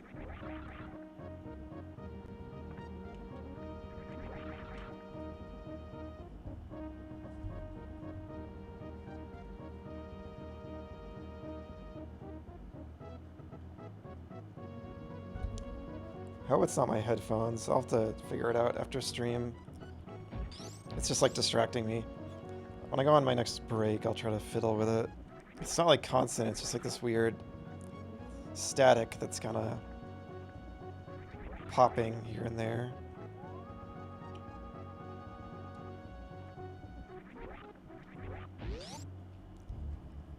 I don't think it's showing up on the stream audio, hopefully. It's just on my headphones. So I don't think I ever did this either. I think this is new to me.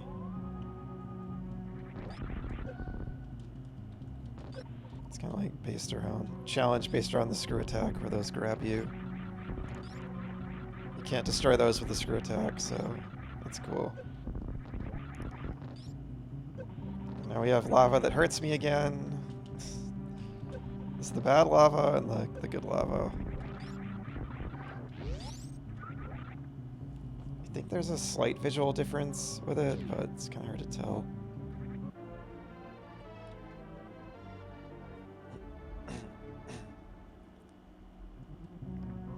I feel like the energy tanks are all pretty well hidden, which makes sense. They want to not let you get too, like, powerful. Oh, there's a ceiling there. I was thinking... I didn't notice there was, like, a solid ceiling there at first. This looks scary.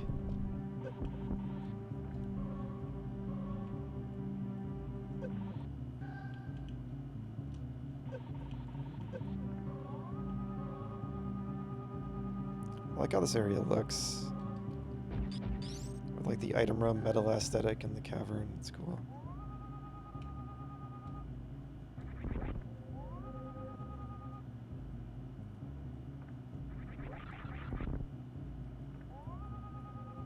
Checking everywhere.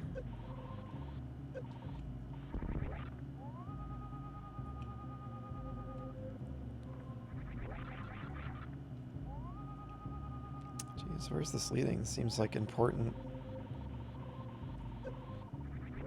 It's funny how it was like draining my energy when I paused. Gives you a little farm there if you lost too much health. Where is this gonna lead?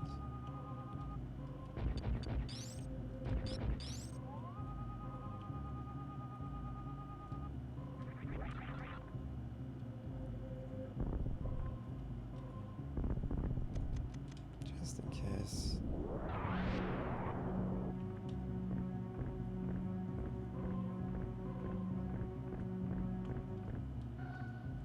Oh no, is this like a... Yeah, it's some kind of puzzle to get those. Damn.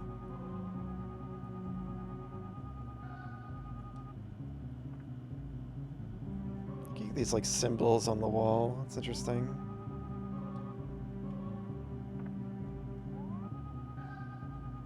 Okay, we can go down.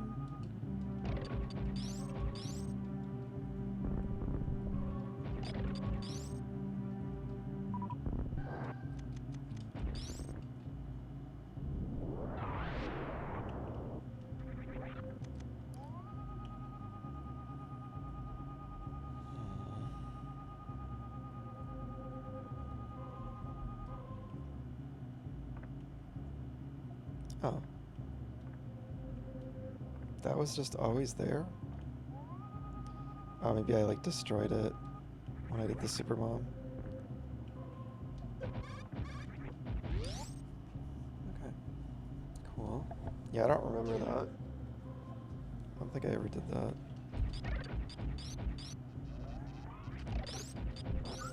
Yeah, I always love games when there's still all these secrets that, even though I've replayed them a handful of times, I feel like I'm always finding new stuff. Super Mario Bros. 3 is very much like that. It's part of why in the great Mario World versus Mario 3 debate, I very much prefer 3. I like both, but I love the unique worlds in 3 and the variety. I think the level design's a lot more engaging than Worlds. Oh, welcome back, Chloe. I hope grass was good. But yeah, I was saying, Mario 3, the hidden paths in the world map in Mario World are really cool, but in Mario 3, the actual, like, secret little areas within each level are, like, really well hidden and really fun to find, and they feel like unique, cool little secret rooms and areas. And I still haven't, like, I feel like there's still stuff I'm always finding in that game, and, like, all, like, the hidden little, like the hidden coin ship on the map. There's so many cool little secrets. Mid-tier, lots of mosquitoes. That's unfortunate. Yeah, I mean, it is summer, so I guess that makes sense. I love summer. I love, like, the nighttime with summer, but I love, like, the vibes of it. But yeah, definitely the bugs can be an issue.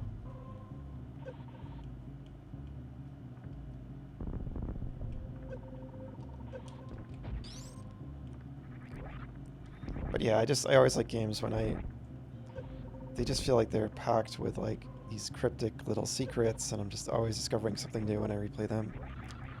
Part of why Mario 3 is kind of like that is because you can't replay a level on the world map after you play it, so it kind of... Well, there are versions of the game like that that I've played, but haven't replayed as much as the NES one, because I just like the aesthetics and the atmosphere of the NES one the best, but...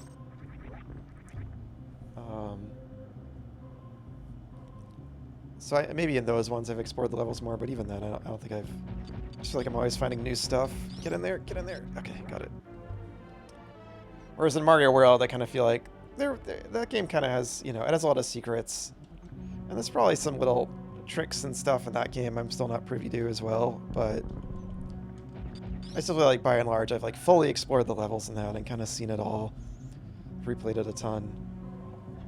Kind of the levels are a bit more kind of, I feel like, linear in that, kind of the optional paths and stuff through them, and the secrets in them are a bit more repetitive. It kind of repeats, like, there's like a match 3 mini game. It kind of repeats as a secret in a lot of the levels. It's a little more boring to me than 3's secrets in its levels, which are more interesting, like unique pathways. But I digress. Just thinking of that because I think this is like a totally new area I've never seen when I played through this game before, and I love that. I just love finding new stuff. Here, we gotta go do it again, I guess.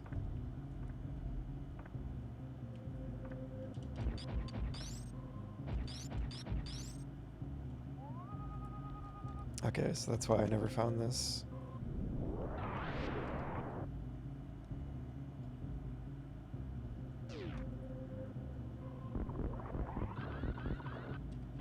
That's fun. I haven't been doing that enough. I feel like in the straightaway rooms, just mowing down all the enemies.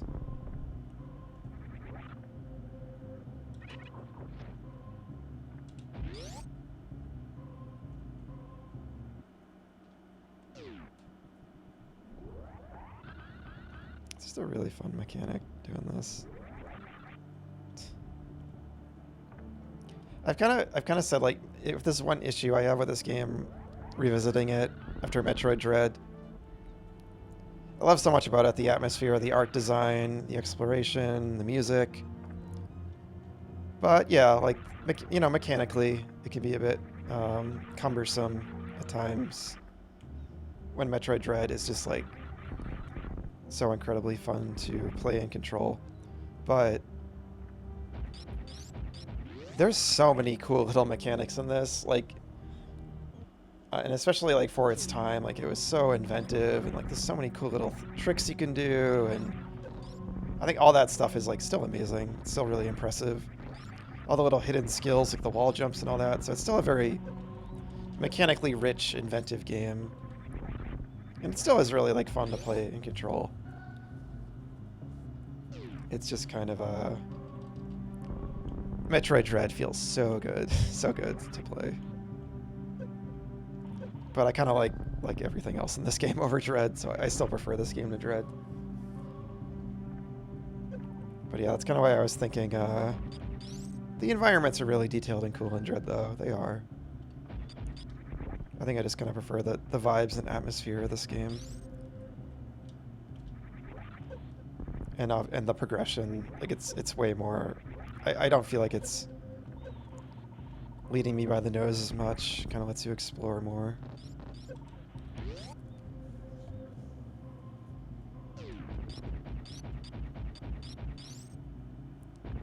But yeah, that's why I was thinking if they do remake this and it had like combat like Dread, it could be really cool.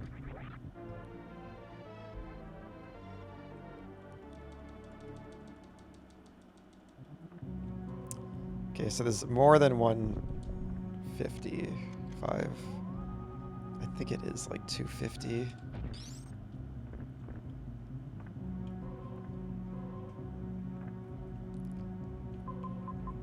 So the final area is right there beneath me.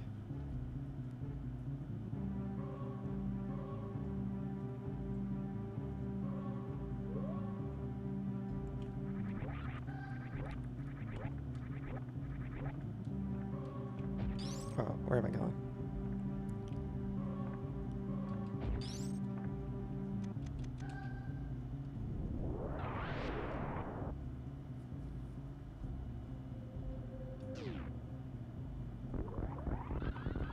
I always love these mushrooms. It almost looks like they're like frozen or made out of stone or something.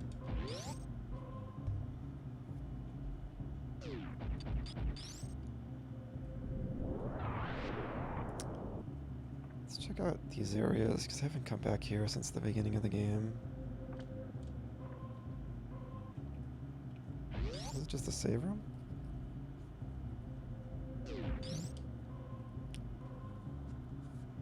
Yeah, let's just save just in case. I was thinking I'm gonna go save him on my ship in a second anyway, but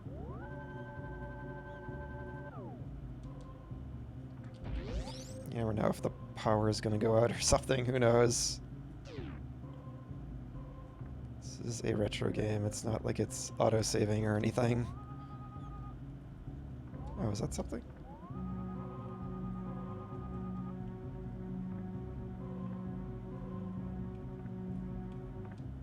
Alright, so that leads down to... Is there anything in this room? Oh, it's here. Yeah, we don't want to be there.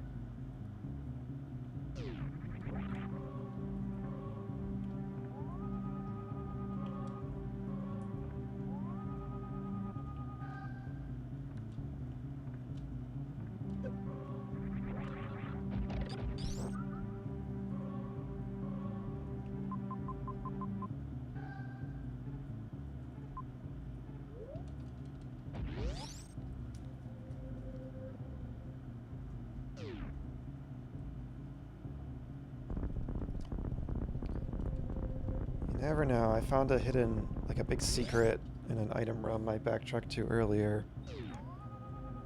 That had like a power bomb blocking it. So sometimes there's... The game rewards you backtracking pretty much everywhere.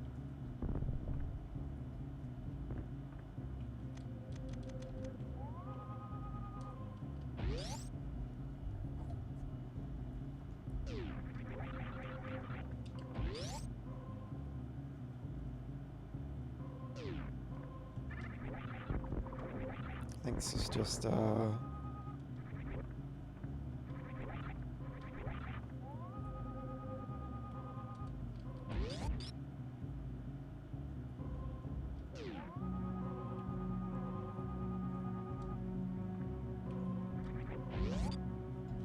where I got the map.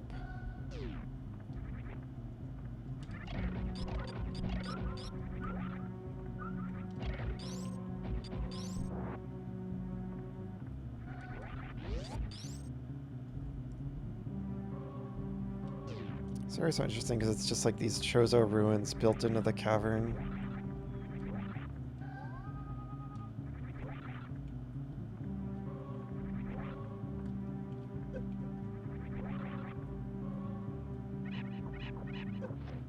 Let's check out here. What was this again? This is where there's like a boss. There was a boss here. Whoops.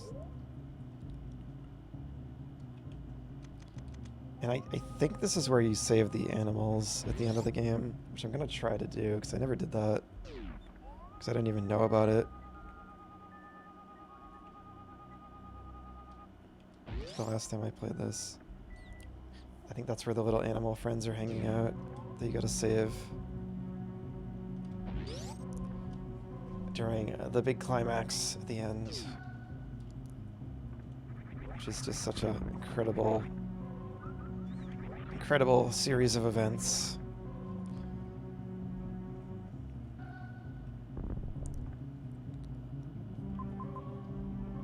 Yeah, because I think like you're climbing out and then you go to the right and then like yeah you go over there.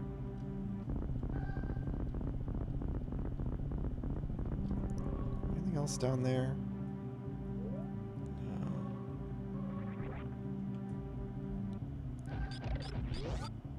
Let's go to our ship and refill everything.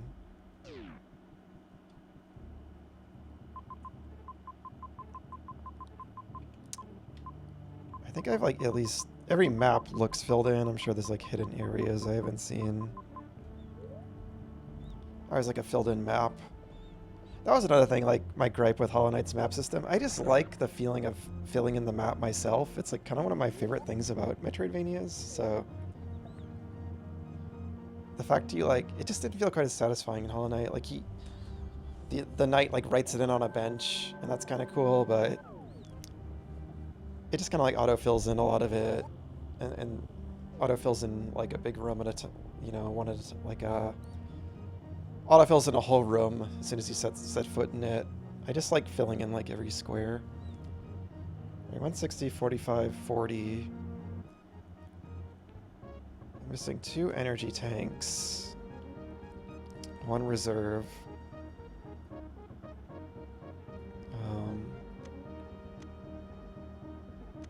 Again, I think that thing below the spazer might be the final beam.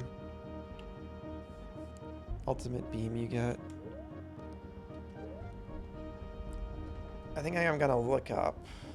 Let me look up how many of each upgrade there is.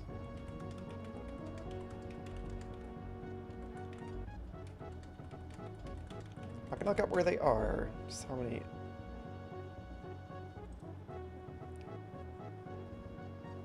Okay, so I found a Reddit thread here.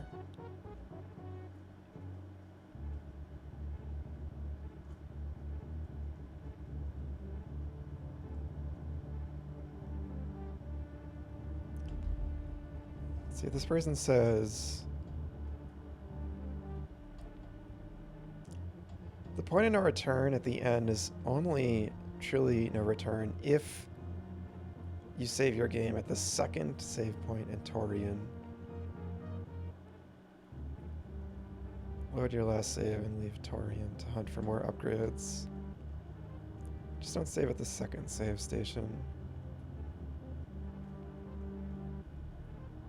I could do that, it's just risky, because if you die at the final boss, you have to kind of redo a lot.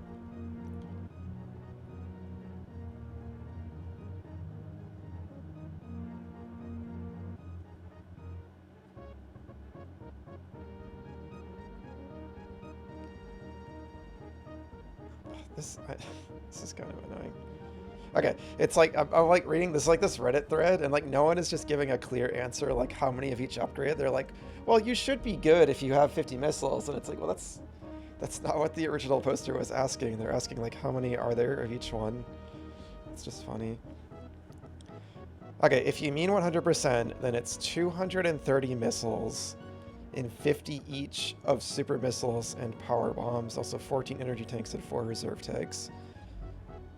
So I'm missing 2 power bomb upgrades, 1 super missile upgrade, 230 missiles. I'm missing so many. Yeah. Okay. So it's getting late here. You know, I'm in streaming for above 2 hours, so I'm gonna take a break.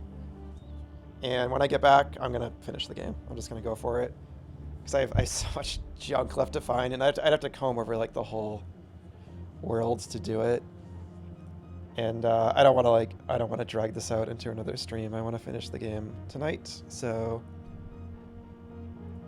maybe I won't save at that second save point and do it off stream or something, or just replay it. This game's so replayable. It's like 10 hours long. So whatever. But anyways, I'll be right back. Thanks for hanging out. Okay, I have returned. Let's see. Iconic image of Samus on the ship, and the theme is playing. Let's go for it. Thank you for the welcome back, Chloe. This is where we started the whole adventure, and I love how like the entrance to the final area is right near the beginning of the game.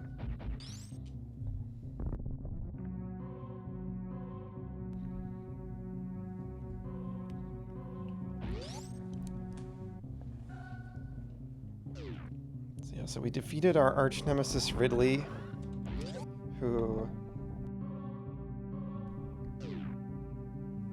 not only killed our parents in the past when Samus was a child, but stole the last baby Metroid that in the previous game, Metroid 2, Samus spared at the end of the game. She destroyed every other Metroid. She spared one because it was just a newly hatched baby. And she felt sympathy for it. And then the Metroid kind of took a liking to her a bit, and then she brought it to some scientists. But right after she brought it to the scientists, space pirates came and murdered them all, and their leader, Ridley, stole the baby Metroid so they could experiment with it, I guess, and harness its power.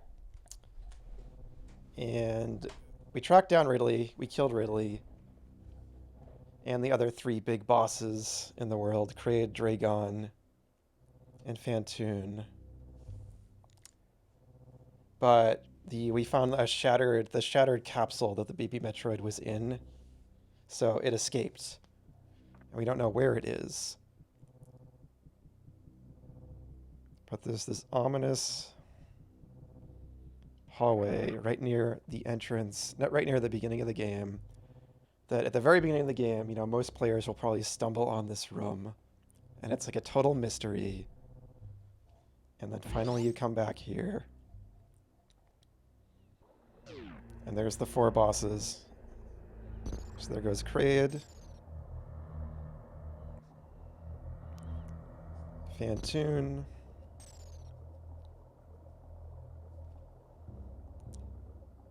Dragon, and then finally Ridley on the top.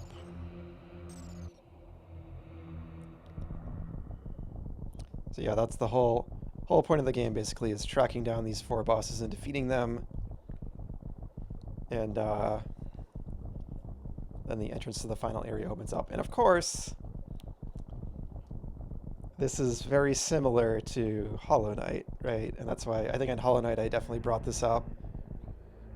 In Hollow Knight, the 3 dreamers you need to track down guarding the egg, it's the same thing. Like it's the same. Like that was very clearly inspired by. That all started here. That idea.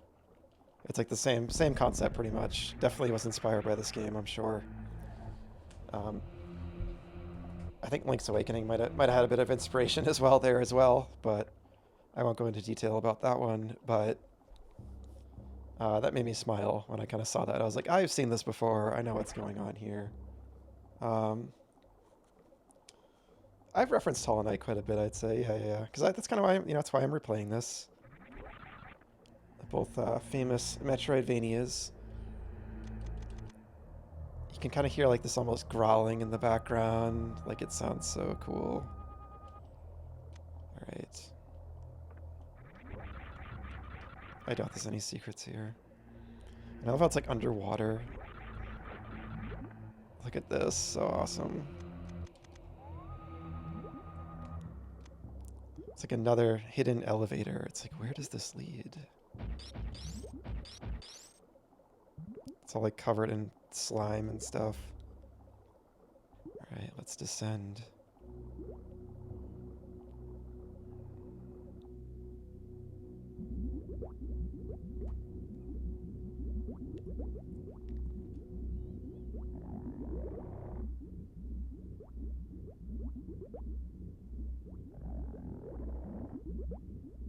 So cool.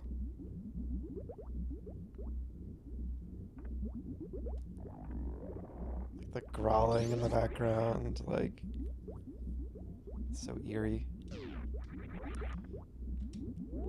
I am probably just gonna save here at the second save point, just because I'm streaming, I don't want to like die and then have to redo it all. Because I am gonna try to save the animals, and I've never done that before. So there is a chance I might like die at the last second. So I don't have to redo the whole area. Does this hurt you? Yep. This area looks so sleek, and it just like, it looks like the first area in the game, which is the old Torian that you destroy in Metroid 1.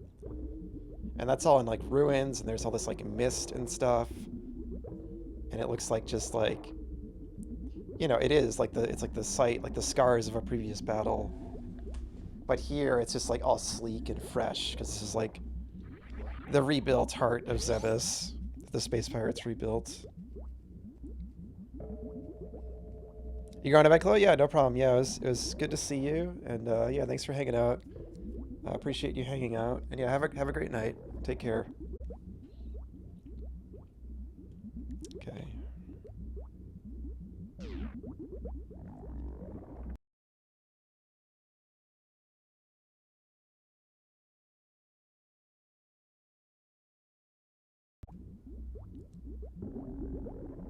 Yeah, I love like the bubble sounds too. Yeah, thank you. Take care.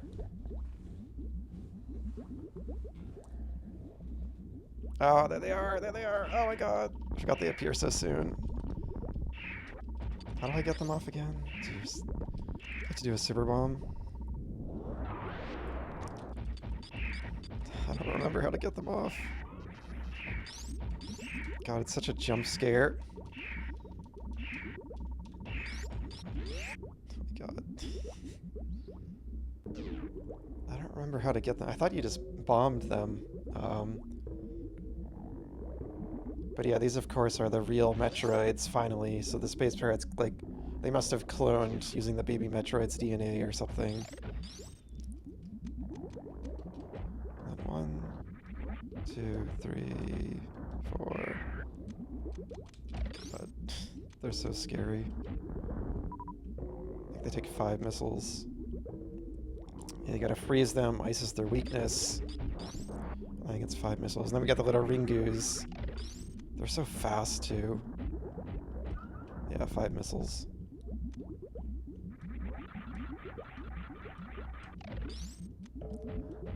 And in this area, it's very reminiscent of the final area in Metroid 1 as well. Like, they really just kind of recreated that, and then obviously expand on what happens at the end of that game in an amazing way. Little Ringus are such a classic Metroid. There's gotta be a way to break off when it attaches to you.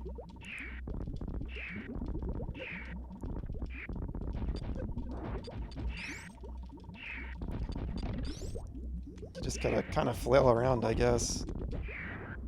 Oops. Ugh.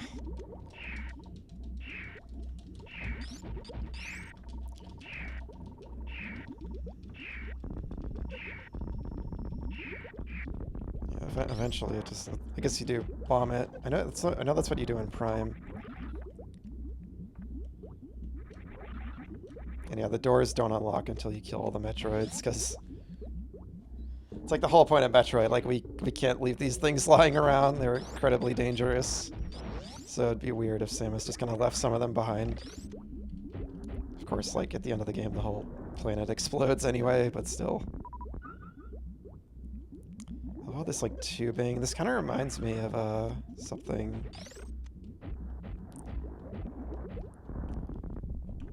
It reminds me of the end of another game that I won't say because I don't want to. I definitely don't want to spoil the end of this game because it's so incredible. It's another classic game though.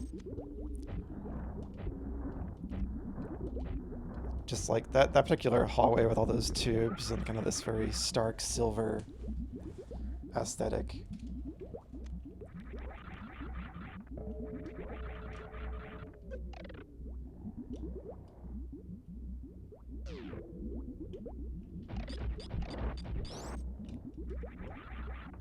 Oh my god. Oh my god.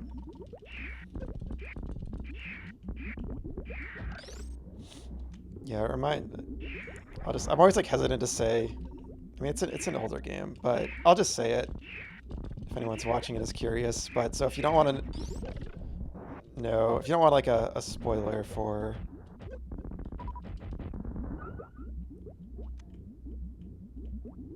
I guess this is like really vague because you don't even know what game I'm talking about, but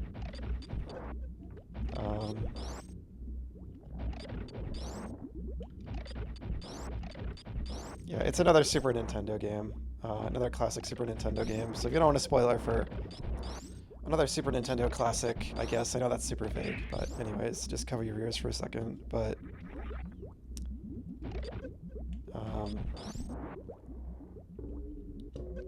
reminds me of Earthbound.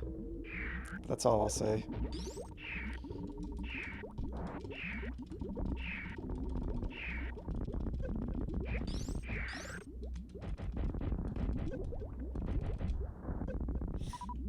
Yeah, the end of that game is what it reminds me of. But anyway, I won't say anymore.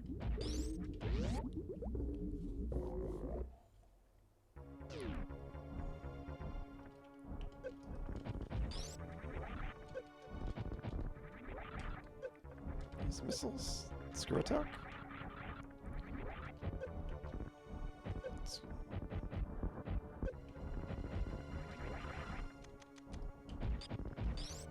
They're indestructible.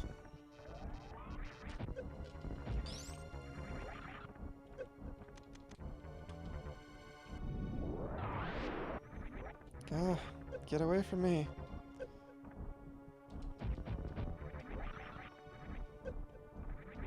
Is there actually no way to kill them? Maybe there's not.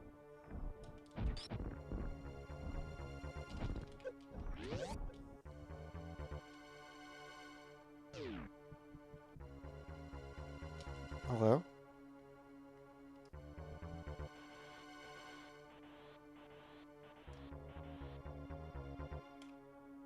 Okay. Um...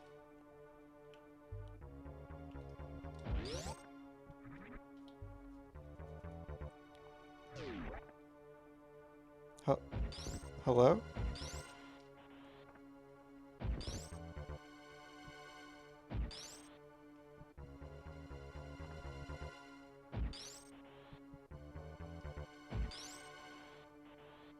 Oh shoot, another one.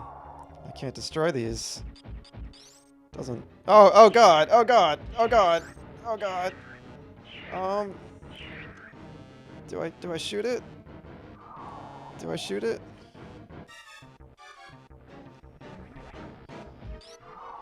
Oh. Missiles? Nothing's affecting it. Uh-oh. Uh-oh.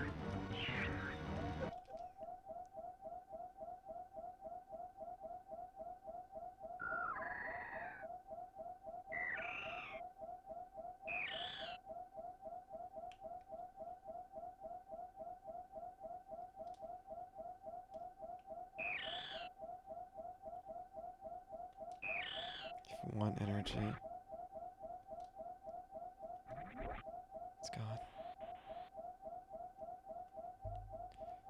And of course, I'm playing it up. I've played this game before, of course, of course.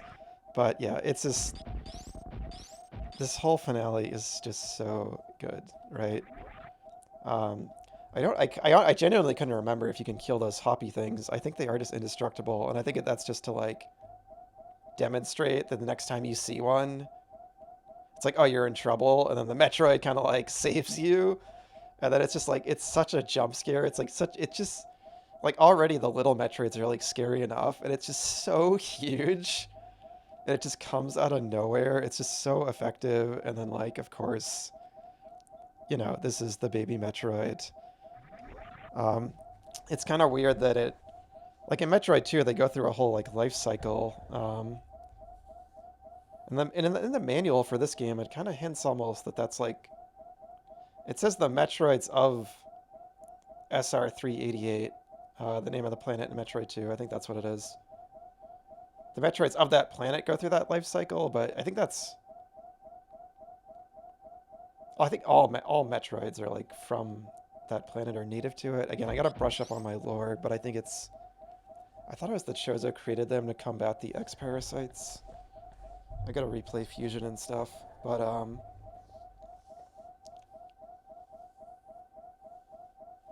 yeah, the manual seemed like it was like kind of hinting that the Metroids of that planet specifically go through that cycle, and maybe other ones don't, or maybe ones that are like cloned or something don't. But I don't know, maybe not.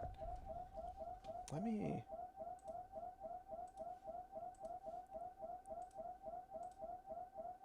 I have the manual right here. Let me read what it says. Da-da-da. Yeah, it says the Metroids on SR388 were more advanced than the creatures on Zebes. These monsters could shed their skins and grow even stronger. Um, so I think that's just kind of like the manual writing, though. Whoever localized the manual was just kind of saying that. And also, that doesn't really imply that they're different. It just implies that we were seeing the rest of their life cycle that the ones on Zebes had not gone through. So it's weird that the baby Metroid just grows huge, but I guess it's just been gorging itself on all these kind of life forms around here. But yeah, the way it's just like, it's so effective, because the first time you play this, you don't know, you think it's just like a boss, you've already been fighting Metroids, and then the moment of realization when it spares Samus with 1 health remaining, it's like genuinely like a touching little moment. And it's like cute. Like the baby Metroid, I've always thought it's just like so cute. It's little noises and stuff. So, um, yeah, and you're just kind of, it's just quiet now. Your energy's beeping. You're just kind of left to like think about what just happened. Again, it's just such an effective little piece of storytelling.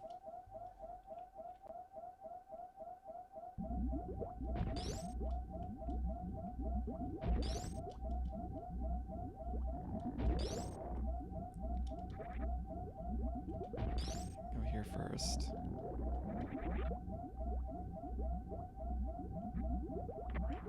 And then the game kindly gives you your energy back. It would be wild if it didn't do this and just left you with 1 health.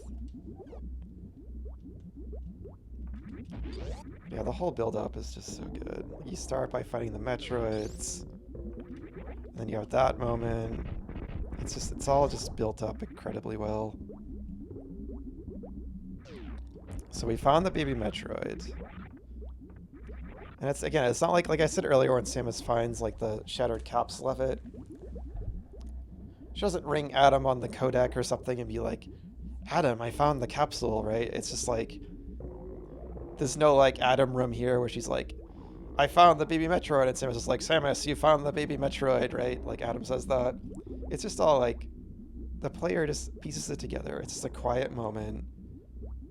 We realize it's the baby Metroid because it spared Samus. That's the reveal. Nothing tells you that. It just is this silent piece of storytelling. And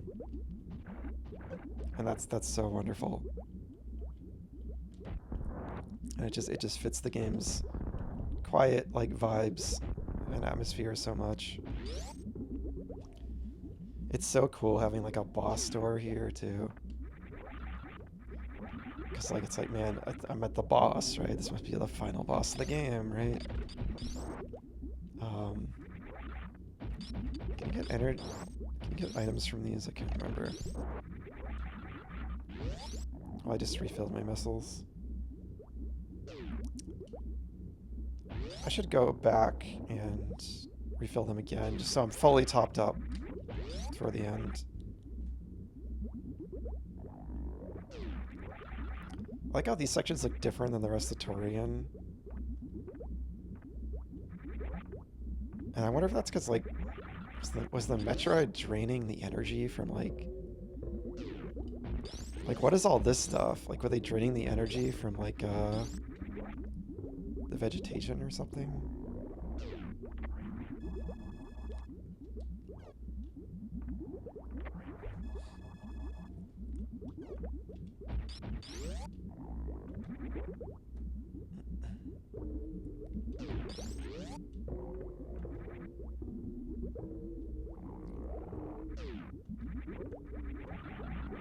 The music here is just so... The bubbles and the growling.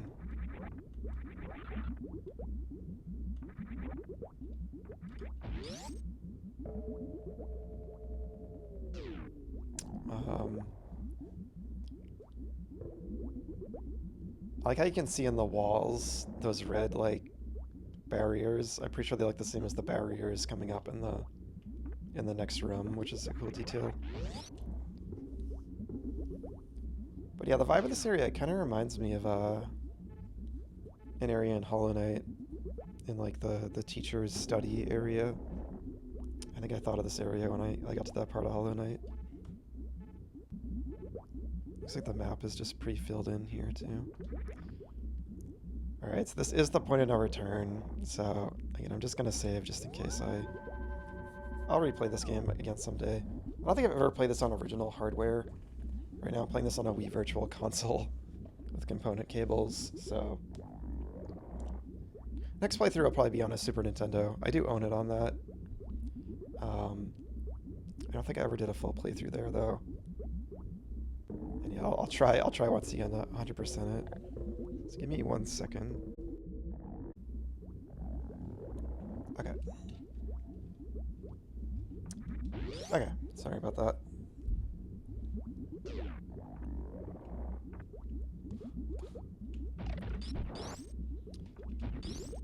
Oh, I should have done this before I refilled my missiles. Whatever. Alright, let's go for it. So yeah, it's the same room.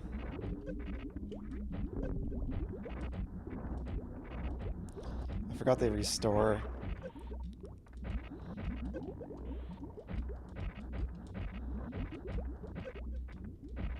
And at least in Metroid 1, this room was the boss fight, pretty much. I forgot how much this drains your missiles. There's just so much shit shooting at you here. But yeah, it's like Mother Brain's defenses, so it's cool.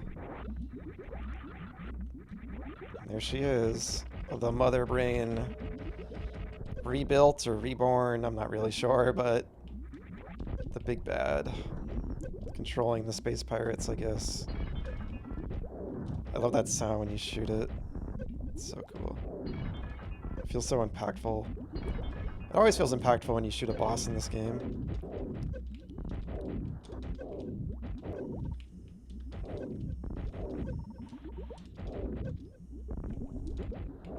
Probably should make some attempt to dodge here.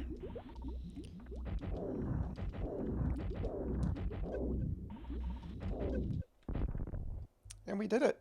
That's game.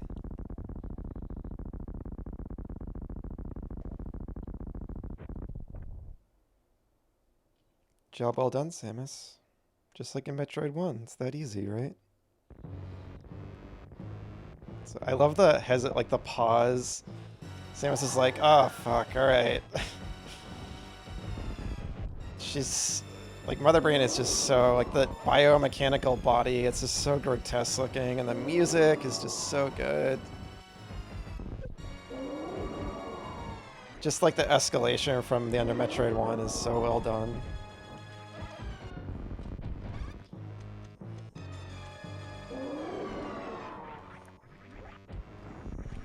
I gotta time these well.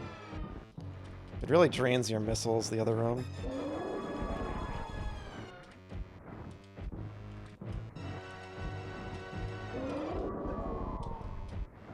It's weird that she had like a body underneath like the glass case. But I guess it was like specifically for this reason, in case somebody came to like kill her, especially Samus. It's like the ultimate defensive measure.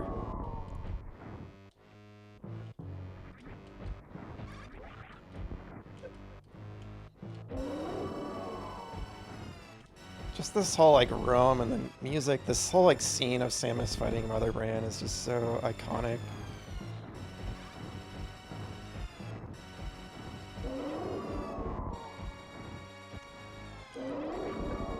Alright, charge beam, I guess. That attack, like that sound effect is so scary.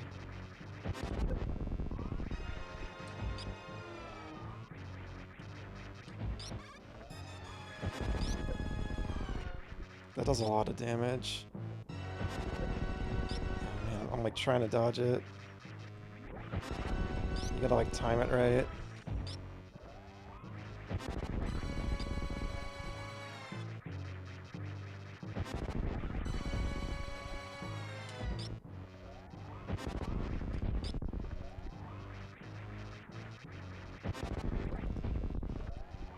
I love how Mother Brain's eyes like kind of pupilless too. It looks so scary. What is she doing? What is she doing? Oh god! My energy reserves. That's funny. Oh, the sound design is like so good. And like you're trying to move, you can still do this, but you just can't. The way they like let you do this, and you're all out of like every item. She like drains all. Oh my god, there it is. Drains all your items too, I think. It's so cool. Yeah, get her.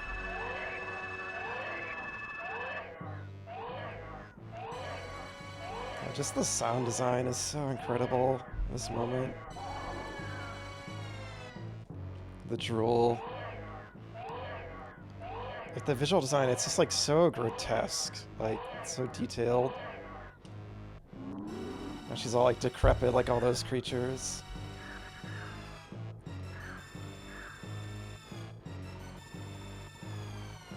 My friend.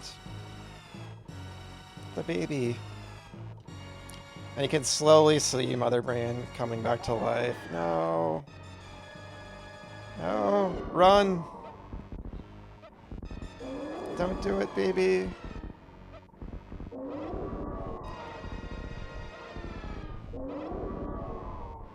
And you can see it like changing color too. No.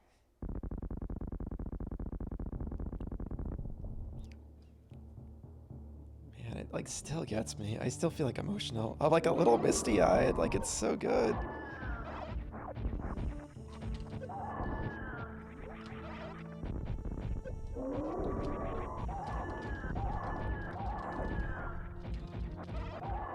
Like, you just hold it. Yeah, you can just hold it. Oh, it's so cool. It's so satisfying. So I actually want to check. Is this... Yeah, beam, hyper. That's so cool. So I guess that was... Or maybe there is another upgrade I missed. I don't know. Maybe there is. Because there was an empty upgrade slot, and this just replaces everything. And she starts getting more and more red. You just destroy... It's so satisfying. Like, the battle's over. Yeah.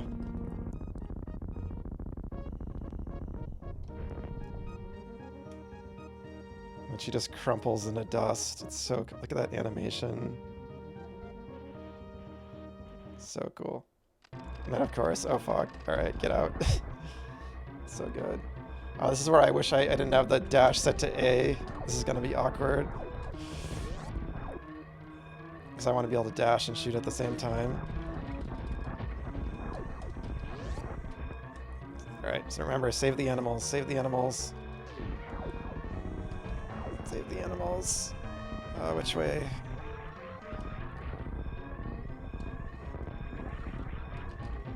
Which way is it? Oh my god. The troll. Get out of my way. Up here.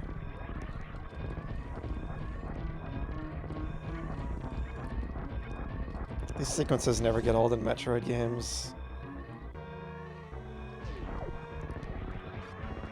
Oh god. It was where my space jump struggles really come to the forefront.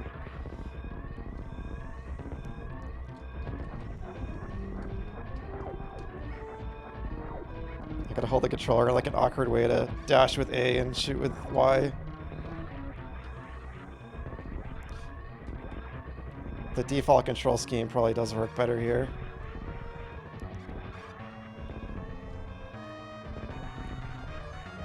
It's getting tight.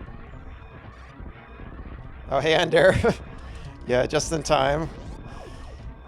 For the most intense part.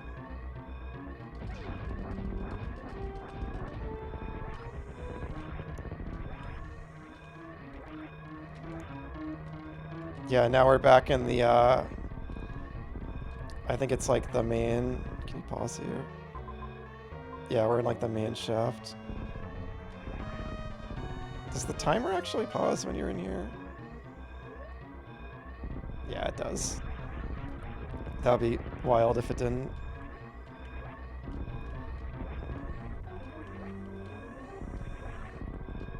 The lighting is so cool here. Okay, animals, animals. I've never saved the animals. I think they're on the right. Where are they?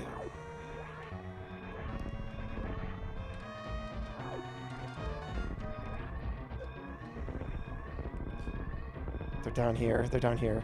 They're down here. Okay, go, go. Save the animal buddies. Save them. Friends. You're free. Go. You, go, go, go. Okay, they're safe. The lava rising, oh my god. Oh, go, go, go. This ending is so fucking cool. Oh. Up here, up here. 20 seconds. Go. Go, Samus. Go, go, go. I know, speed run over. Oh, the sky being purple. Where the heck is my ship? Oh, go. It's flashing. It's like 15 seconds. Did it. Now you can see the animals. They like shoot out in a little ball of light, I think, to the side of the planet. I've seen it because of like the speed runs and stuff, but I just never did it myself, so I'm really happy to do it. Yeah, what a cool visual.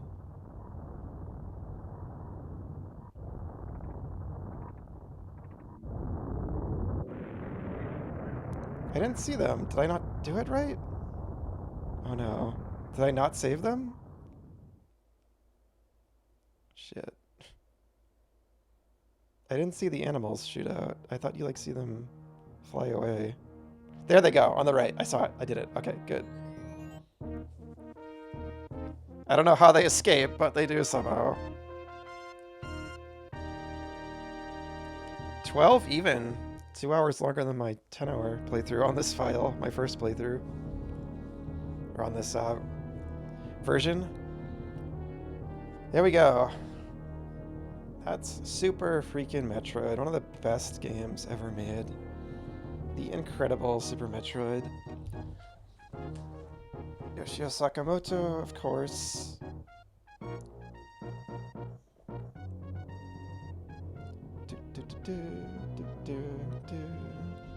Good to see you, Ender. Glad you stopped by just in time.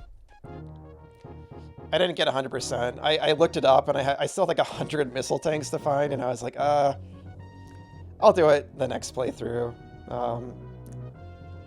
Because I had my heart set on finishing the game today. Yeah, Kenji Yamamoto and Manako Hamada did amazing on the music. The song is so good too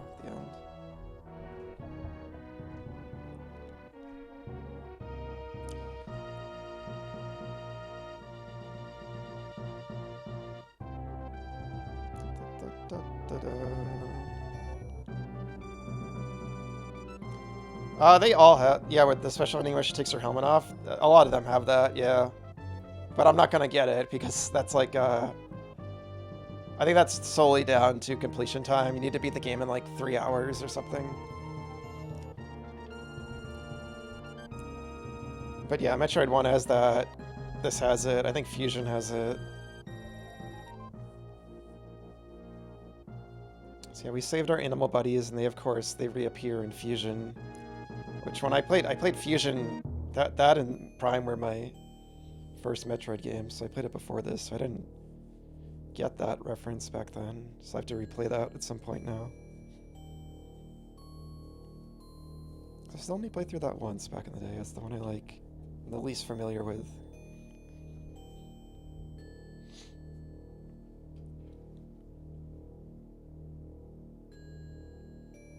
Gunpei Yokoi. They typoed his name, unfortunately.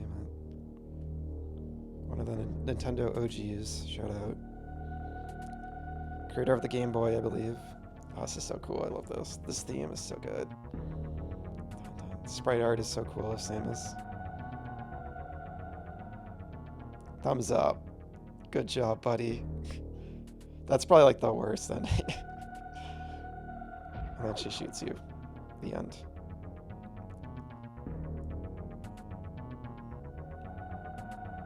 Or the most like low-key ending anyway. 79%. That's probably the worst I've ever done. That's okay. This was just a casual, you know, playthrough on stream. See you next mission. It always says that, and these games come out like a decade apart from each other. Metroid games are rare. But yeah, then Fusion, you know, there's Fusion, Other M, Dread, and then of course the Prime trilogy, and then 4 eventually. You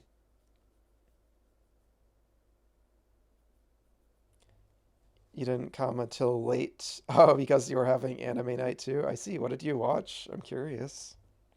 That's cool. Curious if anything special happens here if I wait long enough. I think I'll just leave this though and use this as my yapping screen. Controller down. Let me get a sip of water.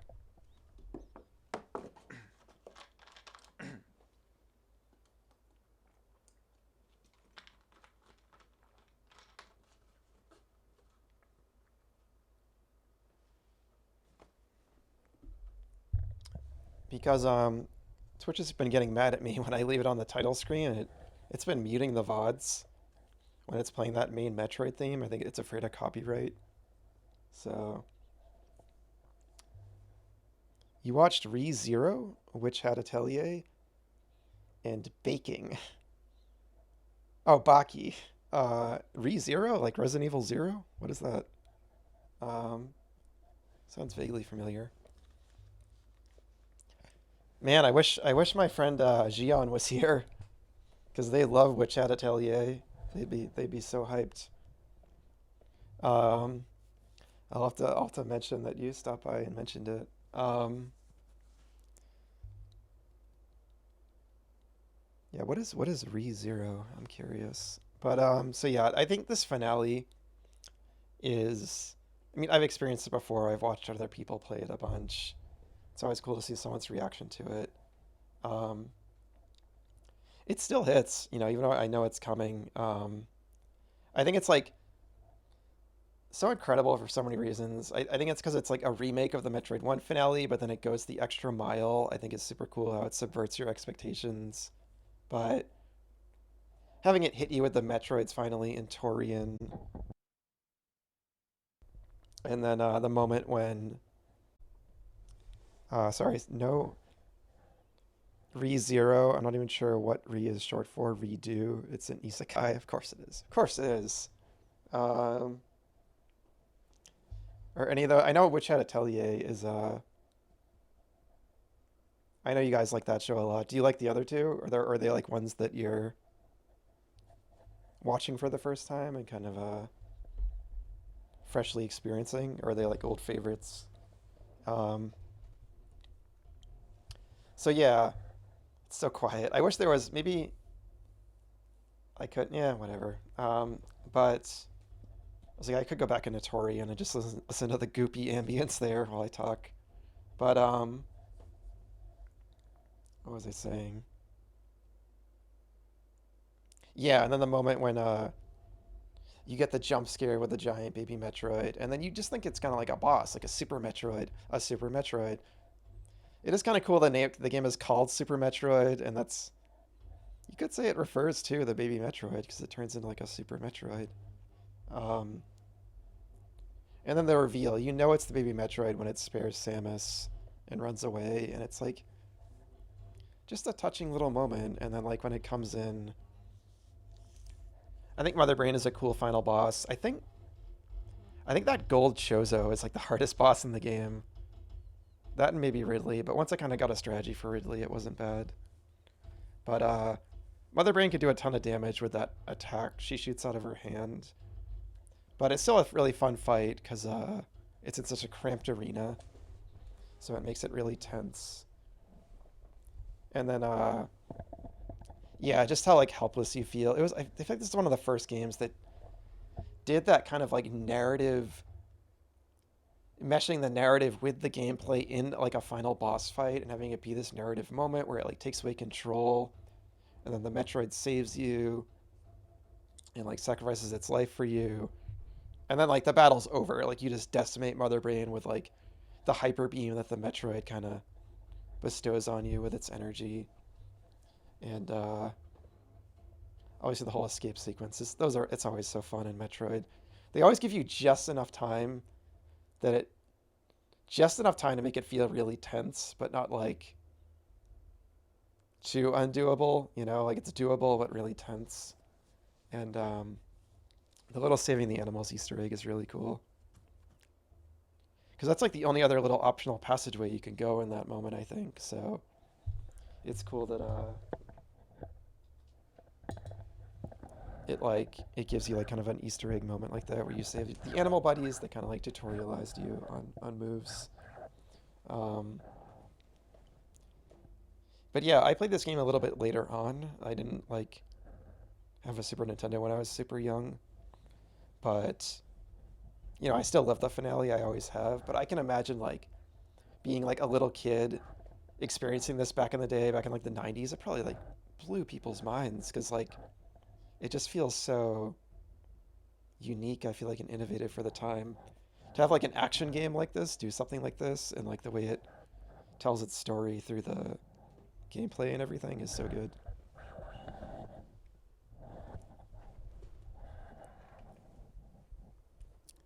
Um, you're freaky? What? Oh, newly. That's that's such a funny autocorrect. Yeah, I hate autocorrect. We're freaky experiencing. We're newly experiencing ReZero. Although I've read the web novel, Baki, uh, B has never seen, and I haven't, or has seen and I haven't. We like all three, although Baki is mostly for the lulz. Okay, that's cool. Well, I hope you're enjoying Baki so far. Um, so yeah, I kind of want to give some music, but again, I'm just afraid it's gonna get muted, and then I'll get muted. So yeah, so my closing thoughts on this game, replaying it. I've played through it twice before, at least. I've always loved it. It always lived up to the hype for me. I'd heard about it for a long time before finally playing it. and it's one of the games that lived up to the hype. And yeah, just everything I've been talking about the whole game. I think the atmosphere in this game is really special and unique. It's just kind of hard to quantify. There's no other game that has an atmosphere that quite feels like this, besides other Metroid games, but even then, I feel like this game stands out. Um, and the way it just is so minimalist with its storytelling and the way it conveys information with its story and the moments I just described at the end, it's all like interactive and everything. Like, it reveals that the giant Metroid is the baby Metroid by it sparing you. Like, it doesn't, like I said before, it doesn't have Adam come on and like explain that to you or anything. It felt like ahead of its time in that way. And same with the way that the game design is constantly wordlessly teaching you things, like the little animals that teach you stuff. But also, the game does subtly guide you, right? It guides you with its environment, with interesting set pieces in the environment. Um, there's the moment I described when it kind of leads you into Meridia from the wrecked ship, and you kind of like get a hint of the weird lab area in the middle, and that creates curiosity. And then you reach a dead end in that part of Meridia, and you kind of have to use spatial reasoning to kind of find your way around and eventually figure out to blow up the big tube in the other part of Meridia that leads you into the rest of the area. So I originally criticized that moment, but what kind of messed it up was my prior knowledge of the game. I like blew up the tube first to get into that first part of Meridia before I had the gravity suit. So that kind of tripped me up. I was thinking the other entrance into Meridia was like the main way to go, so to speak. But I think you're like the designers intended players to go into the path from above into Meridia and then get to the dead end and then figure out you gotta like backtrack around and then go into it from below to get into like the lab area and everything where the boss is. Um, you really need to read the manga for Baki or for Metroid. I should read the Metroid manga sometimes. The one where like it's about Ridley like killing Samus's parents and all that. I never actually read that. I kind of have to look into that more. Oh, you meant Metroid? Okay, yeah. Um, yeah, yeah, no, me too. Same. I never actually have, and it's supposedly canon too. But yeah, and I love the art design in this game.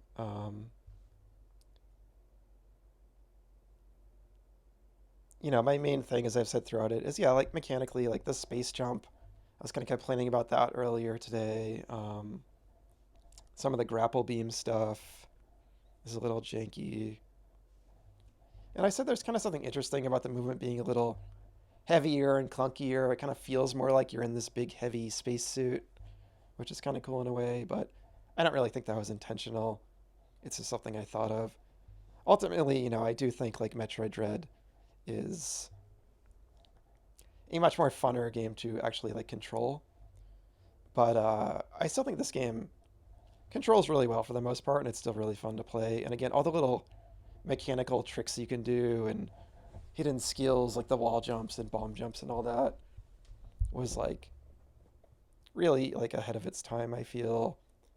And obviously like led into the whole like sequence breaking and speed running scene. This game was really pioneering in that regard. You kind of can't talk about this game without talking about it kind of like arguably like birthing speedrunning in a way, or at least being one of the pioneers for it. So that's just another part of its legacy that's cool. But so yeah, it's really like mechanically rich, and there's a lot to praise about the mechanics too. So yeah, and at the end of the day, it's just really fun. It's just fun exploring. It's fun tracking down the upgrades. It's just immersing yourself in the world. It's just a dang fun video game. And like, I played this I kind of like I considered this my favorite like side-scrolling Metroidvania. Again, if you count the Zelda games, like Link's Awakening would be my favorite quote unquote Metroidvania, which I do kind of count that because the way it's designed as the whole kind of Metroidvania progression. But in terms of like the traditional style ones, I'd probably I do love a lot of the Castlevania ones. I'd probably put this above like Symphony of the Night, even though I love Symphony of the Night's regular castle. I just think its upside down castle is kind of a drag. So this game has nothing like that. This game is just all good, except for the sandpit area and Meridia. That part's not great, but it's just a small area though, so it's not a big deal. It's just kind of janky to navigate if you get stuck in the sand. So yeah, I do really appreciate Symphony of the Night in a lot of ways, but I'd probably put this one above that because of the upside down castle, not being a big fan of it. Um, so yeah, after replaying this, like, is Hollow Knight my favorite Metroidvania now? Yeah, probably. I think Hollow Knight is incredible. It's really a me game in so many ways. So, um, but I love them both. I appreciate them both for kind of different reasons. There's still stuff this game does that Hollow Knight doesn't do, with its atmosphere and the really super minimalist storytelling and all that. Hollow Knight's storytelling is really cryptic and interesting and asks you to piece a lot of it together as well, but there's still a lot of like NPCs and dialogue and stuff. Um, and one thing this game maybe has over Hollow Knight is like that Metroidvania feeling of like getting an item upgrade and being like, oh, now I can go explore the water area and that area and this area. Hollow Knight, that feeling was a little muted just because it was so open to begin with. Um, but I still loved that openness, and it still had that feeling. It still had the Metroidvania sense of progression. It just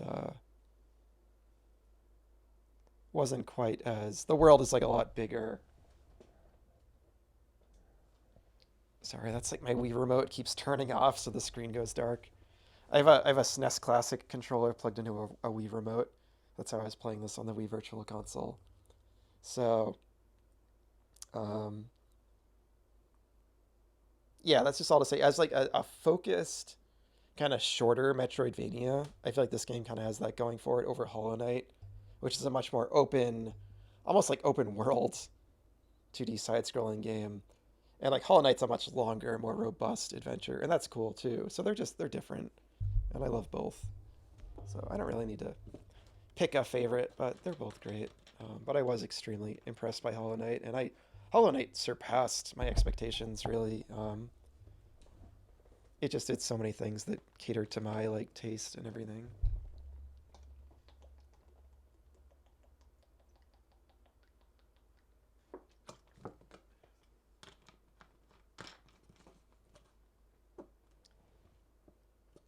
So sorry it's so quiet. But again, if I take it back to the title screen, I just don't want it to mute me talking. But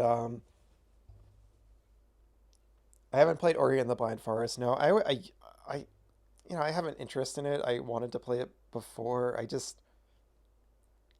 know it's supposed to be good, but I got kind of soured because the developer, these reports came out. I think Moon Studio is the developer. Um, these really like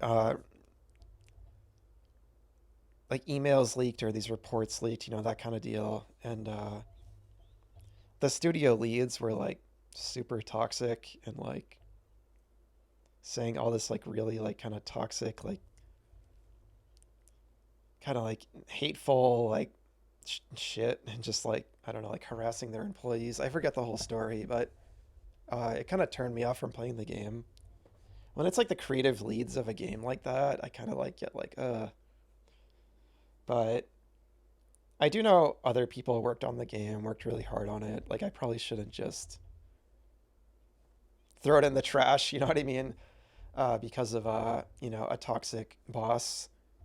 I'm sure other people really worked hard on the game and poured a lot into it. So I'm not necessarily saying I'll never play it. I'm just saying like that's the reason why I haven't played it basically because I was interested in it. I thought they looked beautiful and they're Metroidvanias. It was like Hollow Knight and Ori were the two I always heard of as like the best modern Metroidvanias. Um, yeah, I'm not surprised you haven't heard that. Yeah, it was one of those stories that came out and then it was kind of swept under the rug. And I can only hope that either those bosses have kind of like changed and learned from that and gotten better and or they've left or this new leadership. I can only hope that the situation at that studio is better now. They are still making games. They came out with a game sort of recently. I kind of forget the name of it, but um, that's just why I haven't played them. It just kind of soured. There's like a billion games out there, so when something like that happens, I just kind of wasn't exactly like keen to jump on them anymore. I don't know. It just gave me kind of like a bad feeling. But yeah, it's just kind of a complicated scenario. But like I said, I want to like not discredit all the work of the rest of the people that worked on those games. So, I might still play them someday. You played some of Ori the same as Hollow Knight, and you can say it's also good, but you only played the beginning. Sure. Um, yeah. Sorry, I'm like chugging water.